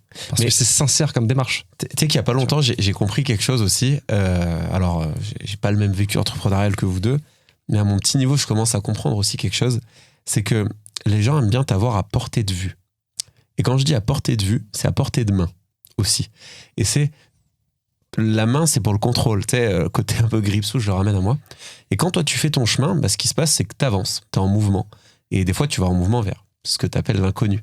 Et les gens, quand ils te perdent de vue, il a changé. Enfin, c'est assez classique, mais... Et c'est pas juste, il a changé. C'est qu'en fait, t'es plus à leur portée de vue. Et t'es plus à leur portée de main. Et donc, du coup, pour eux, t'es dans le faux. Et souvent, les conseils qu'on te donne, ils te font rester dans ce périmètre, en tout cas, qui est à portée de ces gens-là. Et donc, à nuancer, quoi. Le point, c'est... on te souhaite le meilleur, mais pas trop quand même par rapport à nous, quoi. Mais c'est pas méchant. C'est très vrai, mec. Mais ça s'explique assez logiquement, tu vois. T'as un cercle de proches, un cercle d'amis qui veulent ton bien, généralement, si t'es bien entouré. Mais les écarts que tu peux choisir de faire au cours de ta carrière, pro, perso, etc., de ta vie, quoi, vont créer de la distance et vont un peu venir semer la zizanie dans l'ordre établi de petits groupes. Donc, c'est un mécanisme presque naturel humainement, mais de vouloir faire en sorte de te soutenir. Moi, je l'ai vécu à l'époque, je peux en parler librement, tu vois, c'était bon. On te soutient un peu. Alors, au début, c'est un peu marrant, c'est... allez, vas-y. Fais le troubadour. Fais ton truc, tu vois. Ouais, t'es un artiste de rue. Puis après, ça... Ouais, exactement. Non, moi c'est quelque chose, on me considère comme ça, des fois. Tu jongles avec les quilles au feu rouge. Mais mec, moi, il y en a qui me perçoivent comme ça. Et après, il se passe un truc génial, c'est que... Je sais pas jongler. Ça commence à marcher un peu. Mais tu sais, c'est la rhétorique habituelle, tu vois. Oui, mais mec, bien sûr. Et là, c'est... Putain, l'enculé, il a un coup de bol, tu vois. Ouais. Qu'est-ce qu'il a foutu il a de la con, chance. Et puis une deuxième fois, et puis une troisième fois, et puis on se dit, attends, le mec, c'est pas possible. Qui l'a aidé? Tu sais, en fait, on cherche systématiquement des raisons exogènes pour expliquer ce qui t'arrive de positif. Et passer un certain seuil, là, ça va être une autre approche, ça va être, ok, en gros, il est hors sol. Ouais. Parce qu'on n'arrive plus à contrôler sa pensée, on n'arrive plus à contrôler ses mouvements, on n'arrive plus à contrôler ses envies, ses ambitions. Et c'est ça, en fait, qui vient créer un peu de friction. De friction et qui vient foutre un peu la zizanie. Mais il y a des gens, quand même, moi j'insiste aussi, il y a des gens qui ont, moi j'appelle ça le cœur blanc. Et c'est très rare, tu vois. Et moi je pense que dans notre parcours, il y a des gens, c'est ceux qui ont l'humilité de, c'est pas de pas donner de conseils, mais c'est de dire, whatever, vas-y. T'sais, et on verra ce qui se passe, je serai là. Tu vois ce que je veux dire? Et c'est un soutien. Exactement. Ça. Et moi je me rends compte avec le temps que souvent on me demande de quel type de personne tu veux être entouré. Et avant on dit ouais, je veux des businessmen, je veux des intellectuels, je veux des trucs. Moi je veux des gens bienveillants. Bien sûr. Et ça fait un peu bisounours sorti de ma bouche. Carrément. Mais la bienveillance est dingue. Et tu sais, des gens qui te font passer avant. Et tu parlais des sentiments d'amitié, d'amour dans le livre de Balzac. J'ai envie de le lire juste pour voir, parce que tu sais, on est toujours convaincu qu'on est plus intelligent que la moyenne, qu'on aime plus fort que les autres, que truc. Et en fait, je suis convaincu, moi, tu vois, qu'il y a certaines personnes dans mon entourage qui me fournissent un amour qui est pur, qui est fort. Et du coup, tu te dis, où est-ce que ça va m'emmener cette histoire? Tu sais, moi, genre, c'est pour ça que je le vois comme une aventure. C'est vraiment que tu le ressentes et je trouve ça cool. Je suis convaincu que les plus belles preuves d'amour, et d'amitié. Ouais. Oui, ça vaut pour les deux. Hein. C'est les plus minimes. Mais mec, les plus invisibles, les plus épurés. Tu vois, c'est montre-moi ce que tu fais en privé quand c'est caché, quand personne ne regarde. Mais bien sûr. Et ça a infiniment plus de valeur que tout ce que tu vas faire pour signaler ta vertu, regardez comment je suis. Mais mec, tu vois. Mais ça, tu le comprends en grandissant aussi. Ouais, bien sûr. Au début, tu as un côté un peu ostentatoire parce que ostentatoire, c'est regarder la Rolex, regarder le truc, mais il y a le ostentatoire des relations. Et ça, même quand tu le pousses un peu, tu sais, ce couple goal dont tout le monde parle, le friendship goal, etc. Les gens, ils sont tombés un peu là-dedans, tu vois. D'ailleurs, j'ai une rubrique que j'ai jamais faite à Basile. Sur les 10 dernières minutes, je vous ferai des petites questions fire bullet. Là, c'est intéressant que vous fire bullet. Les fire bullets de ma grand-mère, mon ami. Moi, j'ai vraiment visualisé des boulettes. Fire bullet de Tata Rachel. Et je vous le ferai à la fin, si c'est OK. Ouais. Moi, je suis OK uniquement si on répond en parlant avec la voix de GMK. Mec, aberrant. Des jeunes réponses. Inox. Ça va être un épisode épique. Il va poser 3 plantes. S'il veut venir, GMK avec plaisir. Il ne rentre pas dans le cadre, frère. Laisse tomber. Pour continuer un petit peu là-dessus et prendre un parallèle. Attends. Je peux faire une mini aparté. Regardez les gars. C'est juste pour que vous compreniez. Vous êtes au bon endroit pour une raison. On est 3 couillons qui essayons de nous en sortir dans la vie en faisant des trucs cool. On a fait des trucs moins cool avant, pas dans le sens dangereux ou quoi, mais on a fait des trucs qu'on n'aimait pas avant, on essaie de faire des trucs qu'on aime, on donne des espèces de conseils à travers ce qu'on exprime et tout, c'est super. On vient de se la jouer prof de français, tard Henri IV, en vous parlant de Balzac, pas pour faire semblant. Thomas et moi, on aime Balzac, on adore Balzac, littéralement Balzac m'a aidé à des moments importants, j'ai découvert des choses dans les écrits de Balzac que j'avais pas découvert dans le monde, et j'ai une très petite culture, je pense que c'est pareil pour Thomas. On vient juste de rigoler en disant... On fait telle rubrique en imitant Georges, donc GMK, le youtubeur. C'est pas de l'ironie, c'est pas de la moquerie, c'est une ref. J'aime de l'admiration, profondément le contenu, je le dis, j'aime profondément le contenu de cette personne et de plein d'autres, qui n'a pour autant aucune velléité à être intellectuel, culturel, philosophique ou je ne sais quoi. C'est ça la vraie vie déjà. C'est pas les gens qui vont vous tartiner la gueule toute la journée à vous faire croire qu'ils ne sont que intelligents, que cultivés, que littéraires, que machin, et le reste c'est de la merde ou quoi. Vous voyez, c'est des nuances et c'est des assemblages qui sont propres à chacun, mais peu importe ce qu'on fera en contenu, je veux le poser là comme un jalon. On est tous des êtres complexes, mais c'est vrai que quand on est exposé comme nous, on a tendance à gainer ce qu'on est, comme pour le rendre plus lisible par l'audience, ce qui est sain, jusqu'au moment où on bascule dans le camp des gens qui deviennent leur propre caricature. Ouais. C'est ça, devenir sa propre caricature. C'est pas être abusivement extrême, même si c'est aussi une forme d'être une caricature, mais c'est de ne penser que on ne peut plus être que ce que le public perçoit de nous. Voilà, je voulais finir en disant gros big up à GMK qui est le bienvenu pour philosopher avec nous. Mec, ce serait énorme. Incroyable. D'ailleurs, j'aimerais beaucoup qu'on l'ait comme client au sein de Cult parce que je pense qu'il a des trucs incroyables à partager. À raconter. Ouais. Mais voilà. Désolé, j'avais besoin de le. C'est génial ce que tu dis parce que on se pose souvent la question avec Basile de qu'est-ce que je fais de ma chaîne YouTube, tu vois. Et la réalité, c'est que j'ai commencé par des micro-trottoirs. Moi, il a fait beaucoup de trucs sur ce sujet. J'ai posé des questions à des gens dans la rue, des questions sur l'actu, la politique, les trucs. Et côté divertissant, tu vois, enfin divertissement, parce que j'aime le divertissement profondément. Et donc sur la chaîne, il y a de la philo, il y a du business, il y a du divertissement. Et il y a des gens qui m'ont fait un reproche après la sortie de notre vidéo, c'est moi je serais toi, j'enlèverais ce que t'as fait avant là. Les micro-trottoirs sur... C'est ces gens qui n'ont pas compris à quel jeu tu jouais. Ouais, mais sache une chose, c'est que ça m'a un peu brain. Je me suis dit, ah ouais, ils m'ont dit, ouais, mais t'as fait un truc. Ça, c'est un conseil de merde. Ouais. Ça, c'est un conseil de merde. Ce qui est marrant, c'est que je trouve qu'on comprend très mal l'intelligence. Mais mec, tellement.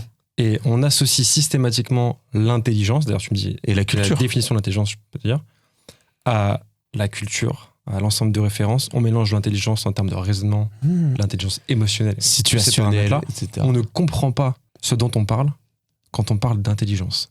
Et donc, quand on entend quelques références, qu'elles soient littéraires, politiques, etc., en mode, voilà. J'ai face à moi. C'est pas pour moi. Redondant.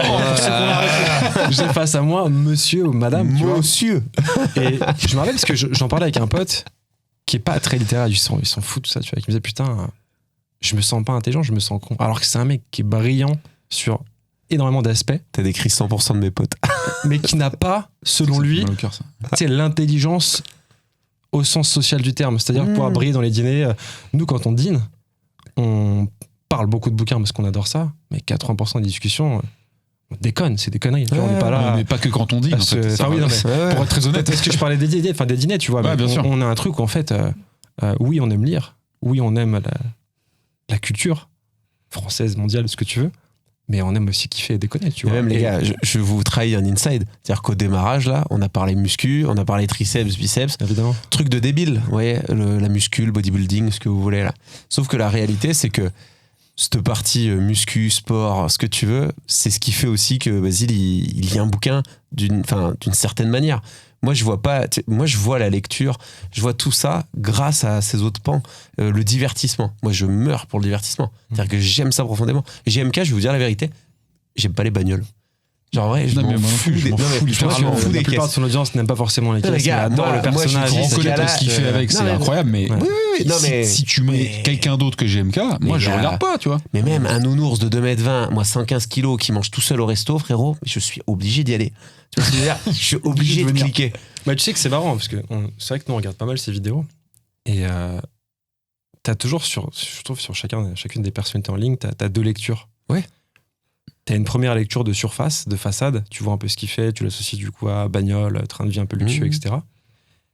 Et en fait, à force de consommer les contenus des vidéos, t'as une seconde lecture sur l'humain, personnel, sur ce qu'il a vécu, sur ses relations. Et ce qui est marrant, tu vois, c'est que je trouve que, ça peut paraître bizarre de le dire, mais il y a beaucoup de sagesse dans sa manière d'arranger ses relations, de vivre ses relations, etc. Mais bien sûr. Et l'humour qu'il utilise, je sais pas s'il le fait naturellement ou spontanément, etc. Tu vois, mais je trouve que c'est un très très bon moyen de faire passer des messages hyper puissants à toute une génération qui ne vient pas là pour ça, qui est d'ailleurs bien plus intéressée par ces petits messages subliminaux qui peuvent passer chez GMK que par un café philo avec 3 branlos ou 4 branlos ou 5 branlos, tu vois, sursapé, machin, avec un public bien assis, les mains sur la taille. Tu vois ce que je veux dire ? Mais GMK, il y a un truc en fait plus accessible. Bien sûr. Qui du coup est hyper intéressant. Mais presque vulgarisateur. Ouais, complètement. C'est dans ce qu'il fait. Complètement. Mais c'est bien. Mais on pourrait passer des heures. Je voulais absolument avoir votre avis sur quelque chose. Parce que les gens qui vont découvrir cette interview, cet échange, appelez ça comme vous voulez, ils vont venir aussi de LinkedIn. Un petit peu, parce qu'on va communiquer dessus et tout. C'est vrai que ça existe. Ouais. Non, bah attends, moi je découvre ces histoires. Mais qu'est-ce que vous en pensez de LinkedIn aujourd'hui ? Question ultra ouverte. Toi, Thomas, je veux te lancer là-dessus. Basile, il se back depuis peu. Donc, Bélec. Attention. Qu'est-ce que tu penses de LinkedIn ? Parce que quand même, toi, t'es à 40, hein, c'est ça ? 40 000. 40 ans. T'as 40 ans. Non, Benjamin Button. Il a pris un peu. Qu'est-ce que tu penses de LinkedIn aujourd'hui ? Je pense que ça. J'ai envie de me régaler, t'as compris ? Moi, je connais la réponse. Mais... Écoute, je suis aberrant. On va pas se fâcher. Je pense que c'est un outil qui est incroyable. Il failli mourir. Mais extrêmement mal exploité et utilisé. Et si je te prends la métaphore littérale, c'est un marteau qu'on tient du mauvais côté. Ok. Littéralement. Et on tape sur la table. Tu fumes ta table. Non, puis surtout, t'es complètement con, surtout ces espèces. Et on est en mode, putain, je comprends pas. Enfin, on tape sur le clou qui est sur la table et on ne comprend pas pourquoi le clou ne rentre pas. Et ça peut paraître con, mais c'est littéralement ce qui se passe. Alors oui, LinkedIn n'a pas été créé pour créer du contenu, on le sait, LinkedIn n'aime pas spécialement les créateurs, je pense. Bon. On le rappelle tous les jours. On le sait, on le rappelle. Et ce que je veux dire par là, c'est que c'est un moyen exceptionnel de toucher du monde à travers la profondeur de la pensée, puisque le format qui est roi, c'est le format texte. Et qu'il a toujours été. Hein. Et qu'il sera, je pense, toujours, parce qu'ils ont tenté de la vidéo, etc. Mais en fait, sur LinkedIn, tu peux difficilement tricher. Pourquoi ? Parce que sur Insta, tu fais un réel, t'édites un peu, tu croppes, tu fais ton petit montage, tu mets des sons, machin et tout. Tu peux rendre un propos intéressant, tu peux feindre en tout cas quelque chose d'intéressant. Sur LinkedIn, c'est un texte. Il est très compliqué de rendre un texte intéressant s'il ne l'est pas. Et on en parlait tout à l'heure. Même si ta plume est extraordinaire, ou jolie, et c'est toujours subjectif, mais si le propos est pourri, le post est pourri, tu vois. Et le problème qu'on a avec LinkedIn, c'est que c'est une telle opportunité business pour beaucoup de monde qu'on a incité tout le monde à se mettre dessus et à être visible pour driver du business. Donc en fait, c'est pas un contenu, c'est pas un lieu où on va produire du contenu. On se trompe d'approche sur LinkedIn. Il y a une vision, effectivement, tunnel de conversion, business, etc., poster fréquemment, être visible, etc., qui d'ailleurs fonctionne de moins en moins, puisqu'il y a énormément de contenu, que c'est les mêmes patterns, les mêmes templates, les mêmes approches, les mêmes approches et accroches, les mêmes propos, le même pathos systématiquement. Vos carousel de... Vas-y. Non, mais après, si tu regardes vraiment ce qui est intéressant, dit, c'est un beau tout le temps carousel. la même chose. Oui. C'est tout le temps la même chose. Et surtout, je suis en train d'écrire un truc dessus en ce moment d'ailleurs, la surthéâtralisation des événements du quotidien. Ah bah ça, La dramaturgie, Et c'est... le prospect m'a dit non. C'est-à-dire que j'aurais jamais imaginé qu'il puisse se passer autant de choses intérieurement qu'en mangeant une pomme. Oui, Tu vois le mec qui dit j'ai bouffé une Pink Lady ou une Golden, Et et j'ai il va te compris. tirer un essai, et à la fin c'est une morale. T'as qu'une envie, c'est de te trancher la carotide à la fin du truc, tu vois. Et donc je comprends les enjeux de storytelling et tout. C'est bien évidemment aussi, quand tu construis ton autorité, il faut révéler une part de ton identité, quelques facettes que tu livres pas souvent. Donc je dis pas qu'il faut jamais faire de pathos et tout. Le pathos peut être intéressant quand il a vocation à être le véhicule pour transmettre une idée, un message, une pensée et à faire évoluer une réflexion. Et juste petite pause, en pathos avant, au-delà de ce que veut dire de l'émotion, pathos allait avec logos, qui est donc du coup la logique, le rationnel. Exactement. Le pathos et le logos chez les Grecs, c'était ensemble. Absolument. C'était pas l'un d'un côté, l'un de C'était l'autre. ethos, pathos, logos, c'était les trois qui Exactement. marchaient ensemble. Attends, je suis pas sûr d'avoir compris ce qu'il dit. Le Pathos, c'est considéré comme le logos par les Grecs? Non. Non, Non, mais ça va te c'est faire les ça trois fait piliers une rhétoriques, c'est un voilà. triptyque Oui, de d'accord. Corinth. Non, mais si tu lui dis c'est les trois piliers rhétoriques avec l'éthos, oui. Ouais, c'est ça. Je pensais que tu disais dans les trois piliers, il y en a deux qui en fait sont considérés comme le même par les Grecs. Là, j'étais Non, attends, what, pas du tout. Mais Ok. il disait qu'une œuvre, le pathos, il devait servir. En fait, tu sais qu'il y avait un mec qui avait fait un schéma. J'étais en Grèce cet été. Du coup, je suis un peu cultivé là-dessus. Et il disait, on oublie trop le lien entre l'intellect et l'émotion. Ce matin, on a parlé d'émotion pendant une demi-heure. Et du coup, intellect et émotion. Et il disait, l'un sert l'autre, l'autre sert Bien l'un. sûr, Et évidemment. ceux qui font que du pathos, pour faire pleurer dans les chaumières, comme on dit, s'il n'y a pas cet aspect intellect et tout derrière, bah, ça ne produit rien. Ça ne produit Bien sûr, pas. s'il n'y a pas de fond. Et l'éthos, Non, du et coup, il apparaît c'est pas. L'éthos, j'ai un peu envie de dire qu'il vient malgré toi. C'est un peu comme justement, c'est un peu comme l'autorité qu'on préserve dans les contenus qu'on écrit pour nos clients. Le contenu n'étant pas le bon mot, mais nous, on est un petit peu des gardiens de l'éthos de nos clients. C'est-à-dire, on va amener le logos, le pathos et tout ce que tu veux derrière, parce que c'est notre métier en fait. Mais est-ce qu'on est nombreux à être en mesure de protéger ton ethos entre ce que tu vas nous dire et ce que nous on va publier? Enfin, c'est toi qui vas publier, mais ça a l'air anodin à ce que je te dis. Mec, c'est d'une difficulté sans nom. Bah ouais. Parce que tu veux divertir, tu veux être ah ouais putain, cette anecdote, ce truc, son trait de personnalité, on peut. Oui, mais l'objectif c'est d'élever l'autorité et le rayonnement sain de cet individu sur la plateforme LinkedIn. C'est pas d'être toi content du texte que tu as produit pour lui, même si ça fait partie de l'équation. Et ça, c'est pas évident. C'est intéressant que tu en reparles. Excuse-moi, je t'ai coupé. Non, parce que ethos, j'ai regardé par curiosité la traduction littérale de l'ethos et c'est coutume. Tu sais, Oui, c'est en gros, c'est ta personnalité, tes rituels. Tes exactement. coutumes, Mais parce que moi, j'avais ça un peu comme tes habitudes, tu vois. Ouais, et c'est rigolo qu'ils disent ça, coutume. Bon, après, c'est la première trad que j'ai trouvée sur Google. Non, mais c'est pas forcément. Alors, de la dimension rhétorique, pour quand même que les gens soient pas largués, l'éthos, il va venir un petit peu habiller. Parce que ça désigne, ça va être effectivement ce qui compose réellement tes actions, ton comportement, mais c'est est-ce que tu as l'éthique, ethos, éthique, l'éthique nécessaire à ouvrir ta bouche sur un sujet. C'est pas la légitimité, les gens le confondent, c'est l'éthique. C'est-à-dire que t'as pas besoin d'être Kobe Bryant pour donner des conseils sur comment tirer des paniers à 3 points. Par contre, si tu t'entraînes jamais à tirer des paniers à 3 points, si tu sais pas ce qu'est un panier à 3 points, si tu regardes pas d'autres gens tirer des paniers à 3 points, etc., pourquoi, qu'est-ce que tu viens nous emmerder à essayer de nous émouvoir ou de nous convaincre qu'il faut tirer des paniers à 3 points? Tu vois ce que je veux dire? C'est plutôt de l'éthique personnelle qui va transmettre sa légitimité à vos propos. Donc il faut y faire attention. Et là, ton ethos, du coup, si on prend l'exemple de Kobe, quelqu'un qui a pas expérimenté du coup le basket, qui s'est pas posé la question, il va pas pouvoir te mettre de l'émotion par rapport à ce qu'il a vécu, donc du pathos, et derrière d'aller chercher la théorie qui se cache derrière, donc la partie plus logos. C'était ça. Tu sais qu'on en parle, mais en fait, Et Kobe était nul à 3 points. Ça, c'est un autre débat.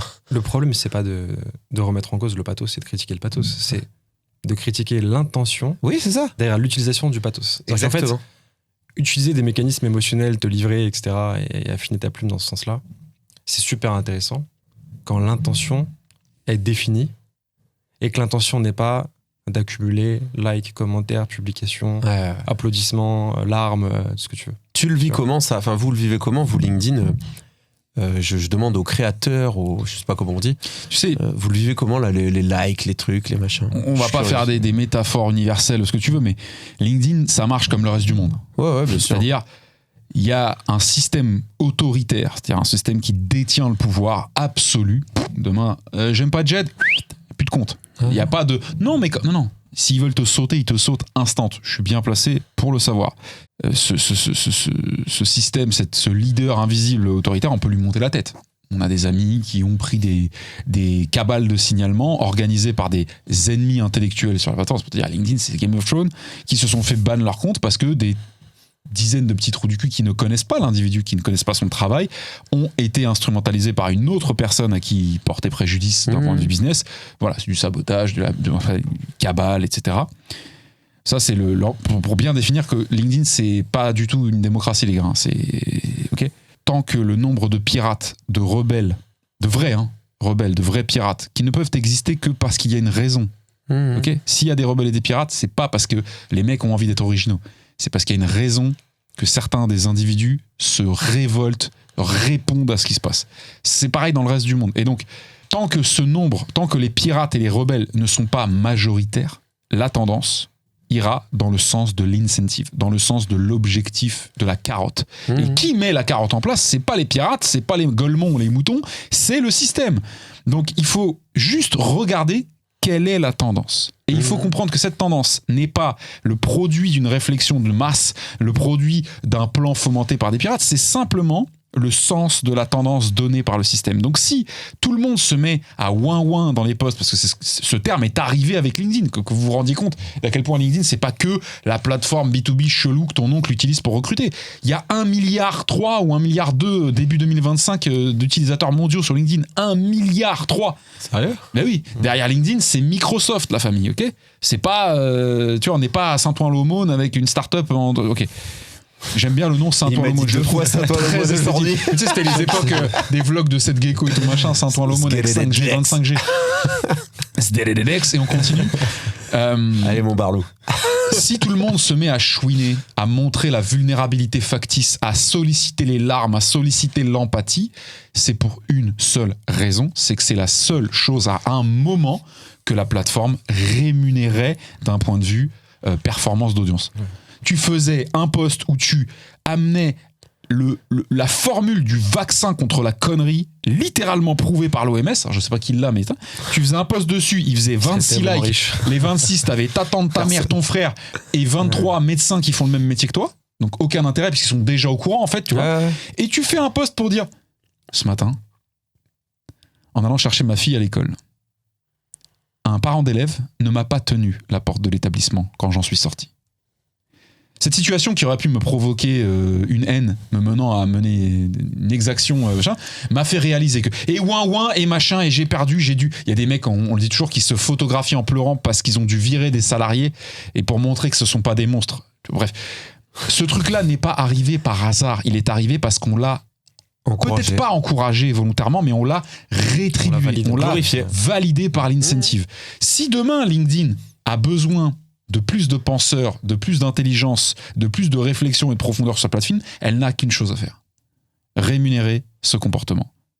Ouais, mais c'est pas donc, le cas. Posez-vous la question quand vous voyez un post à 1500 likes passés d'un compte qui a 1200 abonnés, posez-vous la question, est-ce que je suis en train de constater réellement un phénomène de viralité, un phénomène de production de valeur, ou est-ce que je suis tout simplement en train de constater la rémunération d'un axe, d'une pensée que veut amplifier la plateforme par cette même plateforme ? Juste point sur lequel on a tous une responsabilité en tant que consommateur de contenu, c'est que je vois beaucoup de gens se plaindre de l'algorithme, de ce qu'ils lisent, etc. Où sont les gens qui like ? Si tout le monde se plaint. C'était la deuxième partie, je finis juste, c'est que... Mais moi je suis d'accord avec toi sur la responsabilité du consommateur. Mais moi même vis-à-vis de TikTok et tout le monde est hyper virulent là-dessus. Il y a beaucoup plus simple, Si tu veux que ça aille dans le sens que un peu tu souhaites, il y a un outil que gouvernementalement on a baptisé, qui est, je pense, un petit peu plus flou que net, le vote. Le vote, ouais. T'as qu'une seule manière de voter sur LinkedIn, c'est le temps, l'attention et la décharge d'engagement, donc le like, le commentaire, le repartage, la visite de profil, l'abonnement ou pas. Mais LinkedIn, c'est un endroit où tout le monde se plaint de la dégénérescence par le bas de la qualité du contenu et où personne ne comprend que le seul outil pour contrecarrer cette dégénérescence, qui est factuelle, hein, c'est leur clic. Tout simplement. C'est-à-dire que du coup, like quand tu vois un post incroyablement brillant, like quand tu vois quelqu'un qui donne de la valeur, envoie des informations à la plateforme pour dire ça, j'en veux tous les jours. Ouais, mais instinct grégaire. Ce que ne font pas exactement. La faille de LinkedIn, c'est l'instinct grégaire parce que c'est public. Je pense comme réfléchir, ça fait. On a peut-être un petit biais aussi. Un petit biais. Parce qu'on entend pas un biais de banque, mais un biais BIAS. Non, bien sûr. On a un petit biais qui n'existait pas. Sur. Tu vois, on entend plein de gens qui se plaignent en fait de l'algo, de ce qui se passe, des contenus qu'ils lisent, etc. Je suis pas convaincu que ce soit ces mêmes personnes qui engagent avec les contenus qu'on. Non, mais c'est sûr que non. Et je pense. Mais d'ailleurs, comme la rhétorique de je partais de rien, j'étais à la rue et maintenant j'ai tout. Ouais, ils étaient tous SDF. Started from the bottom, now we're here. Ça marche pas juste parce que l'histoire est folle et que le storytelling est dingue. Ça marche parce que je pense que ça fait appel à plein de leviers psychologiques et émotionnels chez les gens. Je pense, c'est évident. Et je pense que ça marchera de tout temps. Ça marche pour une seule raison, c'est que ça stimule l'espoir. Cette rhétorique, elle est alors insupportable, mais maintenant elle est constante. C'est-à-dire, c'est une norme. Moi, je connais des gens je fréquente des gens de tout type de milieu. Ok.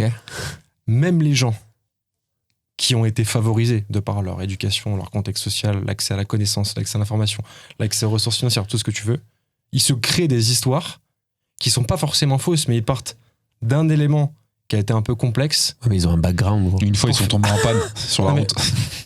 Et en fait, moi, j'avoue, du coup, j'en profite pour passer ce message-là, tu vois, c'est que, premièrement, on n'a pas besoin d'avoir dormi sous les ponts.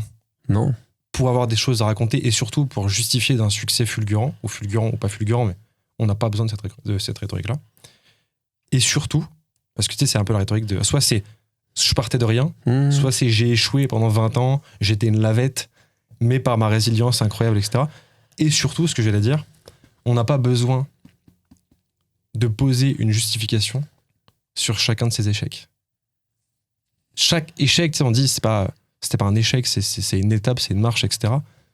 C'est profondément une connerie pour moi. On n'a pas besoin de faire de chaque échec une marche pour aller vers le succès. On peut aussi prendre un truc dans la gueule, faire le dos rond, absorber le truc, sans s'en servir à la fois sur ce qu'on pense et ce qu'on ressent personnellement, et à la fois sur ce qu'on projette dans nos contenus sur le monde, etc., sans s'en servir comme une marche qui nous a amené vers quelque chose, tu vois. Parce que je vois ce truc, en fait, je vois littéralement autour de moi des gens qui se plantent, et la première réflexion, c'est pas de se dire je fais un peu une introspection et j'essaie de capter pourquoi je me suis planté, c'est putain, en vrai, bon élément de storytelling, je vais voir comment je vais pouvoir un peu arranger ça. Tu sais que c'est littéralement le cas. Hein. Mais tu sais que ça, c'est un truc, je vais pas me faire des copains, mais là, c'est un peu le gars de Grenoble qui parle. C'est que ça, c'est un truc de gars qui a le temps et qui est un chouïa faible, moi, je trouve. Parce que tu vois, aujourd'hui, si j'avais la possibilité, ça n'existe pas, si j'avais la possibilité de me dire dans mon business, je fais croissance tous les jours et je cartonne tout, mais frérot, je réfléchis pas 2 minutes. Tu sais, je vais tout droit. Tu vois ce que je veux dire ? Pour moi, ça, c'est des faux problèmes. Tu sais, c'est des gens qui se rajoutent des éléments, des trucs. Disons que le point, c'est plus d'être honnête avec toi-même, tu vois, d'être honnête avec ce que tu vis, avec ce que tu ressens, et de ne pas forcément instrumentaliser chacune des souffrances, chacun des échecs, chacune des épreuves qui vont te tomber sur la gueule. C'est pas des vraies souffrances aussi. Parce que certaines souffrances sont là juste pour être là, en fait. Elles sont pas là pour servir un but, elles sont pas là pour servir un propos, elles sont pas là pour servir une soupe. Et en fait, je dis ça parce que en ce moment, on rencontre des gens vraiment brillants. Ok. Vraiment brillants. Des gens qui ont des histoires dingues, qui ont des vécus dingues, qui ont des expériences professionnelles dingues. Et même ces personnes-là, qui sont du coup pas du tout dans la soupe rhétorique habituelle, finissent par nous livrer en priorité leur faille. Mais tu sens que c'est pas une faille partagée sincèrement pour creuser dessus, que c'est une faille partagée parce qu'ils se disent ça devrait marcher. Ils pensent qu'il y a un terreau. Ouais. Exactement. Ouais, mais parce qu'ils voient la lumière. Et parce qu'ils sont déjà matrixés. Je dis pas que la faille n'est pas un terreau fertile pour faire émerger des superbes idées, etc. Non, c'est pas du tout le cas. Tous parfois. C'est juste la question d'intention, tu vois. C'est que même ces personnes-là, et enfin, je te dis ça, je suis aussi tombé dedans. Moi, le premier. Je pense que tu creuses dans mes contenus, tu vas forcément retrouver un contenu où je te disais, à l'époque c'était chaud, maintenant c'est chambé, entre-temps, blablabla. Après, quand il y a du vrai, il y a du vrai. Il faut pas. Bien évidemment. Mais j'ai l'impression que maintenant ça devient quasiment un élément sine qua non du succès. Tu dois avoir bouffé de la merde et des graviers pour avoir le droit d'avoir, si tant est qu'un succès soit un succès, mais pour avoir le droit de goûter à quelque chose de bon, de sympa, de plus agréable que ce que tu avais avant, tu vois. Et donc ça crée un truc assez bizarre où tout est un peu théâtralisé, plus rien n'est vraiment réel, et on cherche pas à comprendre ce qui se passe vraiment, à faire une vraie introspection, à réfléchir à ce qui nous arrive et à ce que va devenir la suite, mais on prend ça comme des éléments un peu d'un récit, un peu comme un scénariste, tu vois, qui se dit j'ai une sorte de bucket. C'est à cause des rôles modèles aussi. Et je pense que c'est lié à ça, c'est qu'en fait les personnalités que tu vois qui sont le plus mises en avant, généralement, jouent beaucoup là-dessus, parce que c'est un truc universel, parce que ça donne de l'espoir, comme tu le disais. Et donc, on a cet effet de halo de si cette personne est là, c'est parce qu'elle a cette rhétorique-là. Et donc, même si je suis né un peu le cul dans l'or, etc., il faut que je me raconte une histoire où en vrai j'ai galéré, et il se trouve qu'un jour... papa m'a mis en dehors du château, j'ai dormi dehors, et donc je vais raconter que c'était dur, putain, il y avait les rats et tout. Non, t'as passé 2 heures dehors. C'est aussi, c'est plus deep et plus politico, cette histoire. Mais tu sais, il y a la haine du riche. Je sais pas si tu vois ce que je veux dire. Moi, je viens d'un milieu où on dit il a de l'oseille, le bâtard. Tu sais, ou un mec qui a réussi, tu dis pas machallah direct, tu dis le bâtard. Tu vois ce que je veux dire? Et c'est humain, hein, attention, et moi le premier, je dis le bâtard, il a réussi. J'ai épuisé mon quota d'insultes. Mais au-delà de ça, hyper intéressant. Ce que tu dis là, on a tous vu passer, là, je pense, le pseudo-clash Ben Ottman, Anthony Bourbon. Là. Et ce qui était rigolo, c'est que au début, je me dis, c'est 2 écoles totalement différentes, tu sais, qui s'affrontent. Et je m'en fous de ce qu'ils se disent. J'ai pas du tout suivi. Mec, j'ai entendu, mais j'ai pas du tout suivi. Moi, écoute-moi bien, ça m'a refait ma soirée. Des stories dans ce petit moment, ça m'a refait. Je me suis dit, pourquoi il se fait chier à faire ça? Mais bon, bref. Et en fait, c'est 2 modèles qui sont basés sur le j'ai démarré de rien. C'est pour ça que ça m'a fait un peu tilt. Et ils ont ce côté, il y a ceux qui croient le plus en lui, il a plus galère. Et lui, il a plus galère. Et tu sais, au-delà de ce qu'il raconte là. Normalement, j'appelle ça Fire Bullet, vous l'avez bien compris. Rien à voir avec Tata Rachel. J'ai pas de Tata Rachel. Mais l'idée, c'est de répondre du tac au tac. Je le fais toujours à une personne. C'est la première fois que j'ai un duo. Je pensais que je démarrais avec Eric et Ramsey. Il y a un buzzer et c'est le premier qui répond. Non, mais par contre, normalement, je vous pose la première question et du coup, on co-construit totalement cet épisode. Hein. Okay. On est 100% sincère. C'est que d'habitude, je dis quel mot ta famille, tes amis utilisent pour te décrire. Tu vois, et là, le but, c'est de vous connaître un peu plus. Moi, je serais curieux de faire l'exo où vous le faites pour l'autre. Mais on se connaît pas assez. Je connais pas tant que ça. Enfin, on se connaît pas dans la vie privée. Ouais. Okay. Enfin, on se connaît dans la vie privée, mais les gens je pense qu'il y a beaucoup de gens qui comprennent ce qu'on veut dire, c'est qu'on n'est pas dans la vie de l'autre, mais on a une zone à nous deux. Très bien. Et ben dans ce cas-là, je vous envoie les questions et très curieux d'avoir votre truc. Le mot que ta famille ou tes amis utilisent pour te décrire. Je me disais, est-ce qu'il va la poser? Et j'avais déjà commencé à réfléchir, et j'ai toujours pas la réponse. Ça. Mes amis, mais pour te décrire quand ils parlent entre eux. Parle de toi. J'en sais rien du coup. Lui là. L'autre enculé là. Je pense qu'il vraiment, j'ai pas de réponse. Très bien. Le livre que toute personne devrait lire au moins une fois. Donc votre reco. J'en ai 2. Vas-y. J'ai pensé pour moi-même de Marc Aurèle, qui a été mon bouquin de chevet pendant très très longtemps et qui éclate 99% de tout le dev perso actuel. C'est simple, hein, tu veux lire du bon dev perso, tu lis les philosophes grecs. Et c'est bon. Pas besoin de faire des poiriers sur les mains et tout. Tu vas mieux. Et le second, c'est Les Illusions perdues de Balzac. Sans hésiter. Parce que c'est banger. T'es que mec, je vais aller l'acheter en sortant là. C'est trop compliqué ta question parce que c'est un effort de renoncement qui est. C'est pour ça que je supporte pas les formats, tu sais, que Combini ou Brut peuvent faire. Tu vas dire fraise ou pomme, tu vois, genre. Fraise ou pomme, Sartre ou Hegel, tu sais, genre frérot, on en est vraiment. Moi, je te dirais premier livre. En vrai, j'allais faire une réponse un peu gueudin, mais je vais pas le faire. Le seul ouvrage que je pense, en fait, c'est pas qui devrait lire, c'est que je pense que la carence dont souffre le monde, qui peut, j'espère, amener un début de refou en l'humanité, c'est l'empathie, mais pas l'empathie prétendue, c'est l'empathie pratiquée. Et il y a un livre qu'il n'est pas possible de lire sans stimuler son empathie et avoir le verdict à la fin du livre si vous êtes une énorme pierre sans cœur, pour le dire joliment, c'est Les Misérables. Si tu lis Les Misérables et que tu souffres pas, dans Les Misérables, c'est que t'as un problème. Je te le dis, hein, très, très, très. Après, si tu comprends pas, il y a des moments où c'est très dur. Là, ça, c'est dur à lire. Ouais. Mais ça, je l'ai relu, moi, adulte, tu vois. Les Misérables, c'est pris de plaisir. l'ouvrage le plus humain que j'ai jamais lu de ma vie. Et j'en ai pas lu beaucoup, donc c'est peut-être pas une phrase qui a été utile. Le deuxième truc, c'est pas un livre, c'est un document qui s'appelle The Hacker Manifesto. Of course. Qui est donc le manifeste de ce que les gens pensent être les hackers et qui a été écrit par les cypherpunk, enfin par les fondateurs du mouvement cypherpunk. Corrigez-moi si je dis des conneries, parce que c'est un sujet qui me tient à cœur. Sans jeu de mots.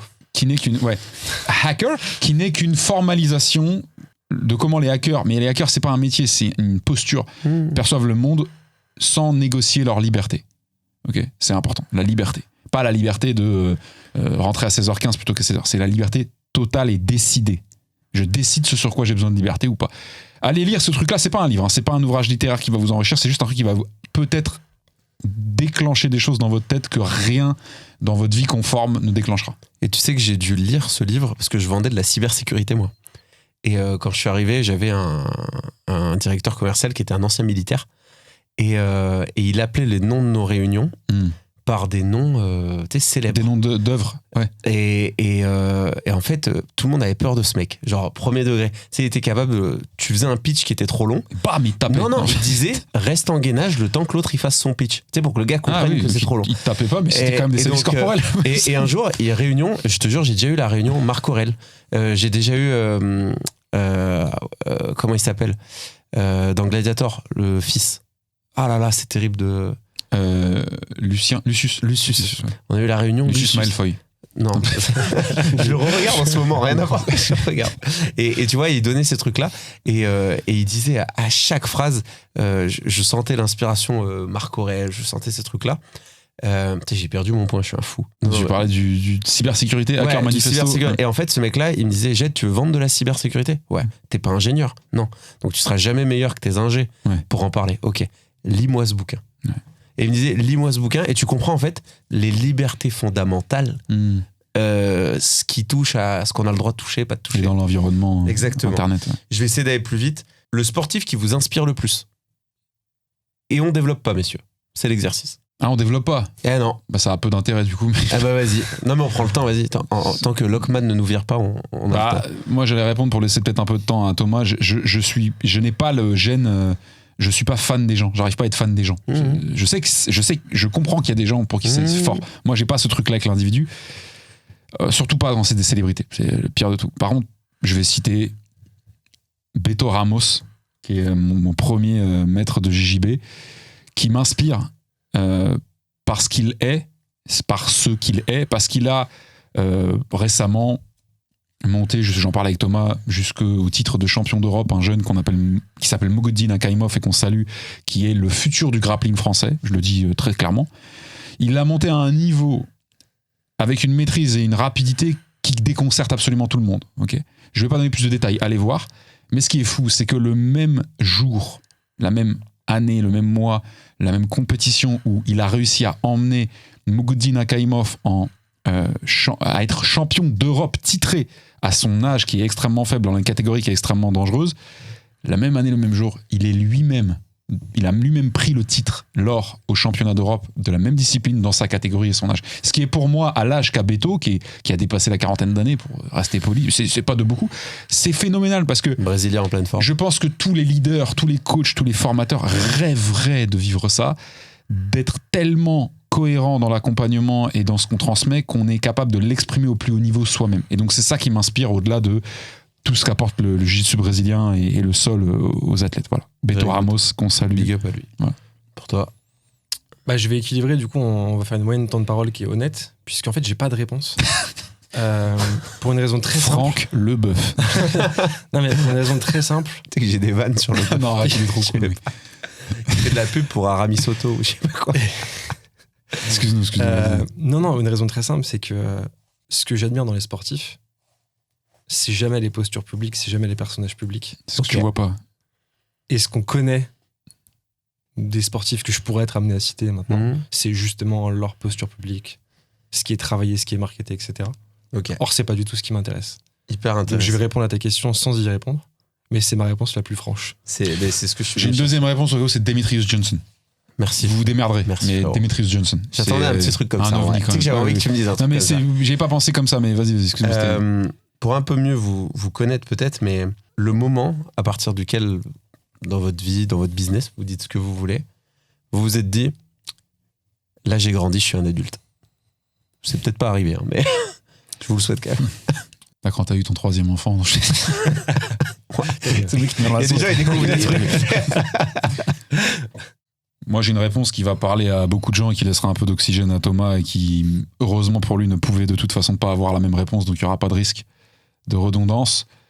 J'ai perdu mon père assez jeune, jeune ne voulant pas dire enfant, mais très jeune adulte. Et j'ai heureusement eu une famille et une maman qui a géré aussi. Hein. Je suis pas en train de dire j'ai dû gérer la mort de mon père, c'est pas du tout ça. Par contre, j'ai pris ma place. J'ai senti que je prenais une autre place à la mort de mon père. C'est pas moi qui ai décidé. Et tu vois, il y avait une phrase que j'ai découverte des années plus tard, hein, mais qui m'a mis une tarte. Je laisse encore un peu de temps à Thomas. C'est une phrase de Jordan Peterson qui un jour explique dans un podcast. Je vais la faire en français. Vous devriez, you should. Vous avez tout intérêt à être l'homme, la personne, parce que ça marche dans les deux sens, surtout pour les hommes, l'homme le plus solide le jour de l'enterrement de votre père. Parce que les gens ont besoin de transférer leur regard et leur décharge sur un autre leader. Alors, mon père n'était pas un leader de guerre ou je sais pas quoi, tu vois. Le jour de l'enterrement de mon père, j'ai, comme beaucoup de fils, porté le cercueil de mon père. C'est à cet instant, entre autres, il y a eu plein d'instants comme ça, où j'ai compris que j'avais changé d'endroit, de place, de posture et de responsabilité. Mais c'est pas moi qui... Tu vois, c'est pas un truc que j'ai fait intentionnellement. Je l'ai constaté. J'étais presque spectateur. Voilà. C'est un truc qui me vient comme ça et qui, je pense, parleront à beaucoup de gens qui ont perdu. Thanks pour l'ouverture. Avec plaisir. C'est assez improbable parce que la première réponse qui m'est venue comme ça, là, quand tu m'as posé la question et que j'ai retravaillé après, que j'ai reprocessé après, c'est la perte d'un ami. Ok. Et c'est l'après, avec sa famille, avec ses proches, avec nos proches, nos amis communs. C'est l'étape d'après où j'ai senti un changement complet sur la vision que j'avais du sens de ma vie, de la vie de manière globale, sur le côté très éphémère finalement d'une vie, et sur la nécessité d'avoir un switch du jour au lendemain et de changer complètement de posture et de regard et du regard que je portais vers l'avenir, tu vois. Donc c'est assez pas paradoxal, mais improbable que ces éléments qui sont, je pense, les plus durs à traverser dans une vie, qu'on ait raisonné sur ça, même si bien évidemment ça n'a pas la même résonance entre un ami et un père, comme une différence émotionnelle, mais j'ai senti une vraie différence et un changement de t'étais l'enfant qui profitait de la vie, qui voyait la vie de manière très belle, très joviale, très sympathique, très naïve finalement. Très innocente. Ouais. Et en fait, tu te fais rattraper par quelque chose qui arrive avec une brutalité folle, très vite, de manière très brutale, sans que tu t'y attendes. T'es face à ça. Et là, en fait, tu comprends. Enfin, c'est comme si tu avais accès à une nouvelle vision, à un nouveau bout du prisme, tu vois, de la vie, qui te fait du coup voir un ensemble de choses de manière complètement différente. Et c'est souvent d'ailleurs dans ces moments les plus complexes, les plus difficiles à traverser, les plus éprouvants, les plus écorchants, que ta personnalité et les facettes de ton diamant intérieur, de ton prisme intérieur, tu vois, évoluent, se taillent, s'affinent. Et tu vois, on prend l'image du prisme qui va décomposer les lumières. C'est tous ces événements qui vont venir tailler ton prisme différemment et donc qui vont modifier ta manière et la manière dont tu projettes ce que tu projettes sur le monde et sur les autres. C'est clair. Je suis pas trop en couille sur la métaphore, tu vois, mais c'est n'importe quelle information qui rentre passe par ce prisme et les événements de vie par lesquels tu vas passer vont façonner ce prisme, donc vont changer ta manière pour nous d'être un homme, ça peut être d'être une femme, ça peut être d'être un père, d'être une mère, d'être un fils, d'être un ami, etc. Tu vois. Ce que tu dis, c'est hyper intéressant sur le filtre des couleurs. Moi, j'étais nul en physique-chimie et un jour, un prof, pour m'intéresser, il me dit tu vois ce point blanc là qui est parfaitement blanc, il est composé d'une multitude de couleurs. Et je comprends 10 ans plus tard la métaphore avec la vie qui fait que pour avoir ce blanc parfait, qui peut être blanc ou noir, les gars, pas de. C'est Il y a pas de cette blanc dedans. multitude de couleurs qui a composé une seule et unique couleur. Et en fait, la physique de la chromatique, parce que moi j'étais fasciné par les ultraviolets, et je me disais, mais ces couleurs-là, qu'est-ce qu'elles ont de particulier? Et en fait, le blanc était la réunion de toutes les couleurs. Et moi, dans ma tête, je me dis, waouh. Donc, très belle image. Parce qu'il y a un truc presque philosophique qui se cache derrière ça. On n'a pas le temps de développer, mais sur le blanc qui réunit finalement, tu vois, le point blanc, mais mec, qui est l'absence en fait de couleur, qui finalement est la réunification. Ouais, bah ça c'est. La dernière question que je vais vous poser, c'est ouf, mec. Parce que ça veut dire la totalité des présences produit l'absence de cette totalité. C'est-à-dire la totalité des couleurs produit l'absence de couleurs. C'est pour ça que je pense qu'on peut. La totalité des opinions produit l'absence d'opinion. Non, mais c'est le. C'est toi qui as dit Jed? Non. Il y a quelqu'un qui a dit Jed dans le. C'est ouf. C'est pour dire que c'est vas-y, pas de problème, bien joué, bien joué. C'était ouf, je vais attendre, c'est quoi ce. Dieu nous parle. Basile, merci beaucoup. Avec grand plaisir. On Merci a à toi de tourné nous avoir pas reçus. mal d'épisodes aujourd'hui. Thomas, sincèrement enchanté, mec. Et on va faire plein d'autres trucs. Avec plaisir. Premier degré, j'ai pris un plaisir monstre. Moi aussi. Et une connexion qui est partagée et qui est différente. Et qui est sur caméra et que je trouve intéressante à développer. Donc merci Basile pour l'intro, parce qu'il veut toujours dire merci. Allez les suivre sur leurs différentes chaînes, leurs différents canaux. Toi Thomas, on est d'accord, c'est LinkedIn en prio, mais il y a du Insta qui se balade. J'ai ouvert un Insta là il y a quelques Ouais, j'ai vu. Comme un jeune boomer. Et il a une très bonne newsletter qui s'appelle Prism, justement. Ok. Merci pour la passe D. Prism avec un Prism, E, justement, parce qu'il y a ouais. beaucoup d'Américains qui ont des trucs comme ça. Ok, excellent. Et donc je mettrai tout ça en description. Basile, la chaîne, LinkedIn. La famille, petit abonnement, petit commentaire de ce que vous avez pensé et des sujets que vous voudriez qu'on aborde avec ces deux zozos. Parce que je me ferai un vrai plaisir de raborder des sujets qui sont plus dans peut-être potentiellement le business ou autre, mais à ton champ de compétences. Donc voilà. Merci beaucoup. Bon visionnage. Merci la famille. Merci à Ciao, ciao. Jeune famille. Jeune GMK. Merci Lotman, c'est bon pour nous. Merci Lockman, tu peux remonter. En fait, on était sur écoute depuis le début.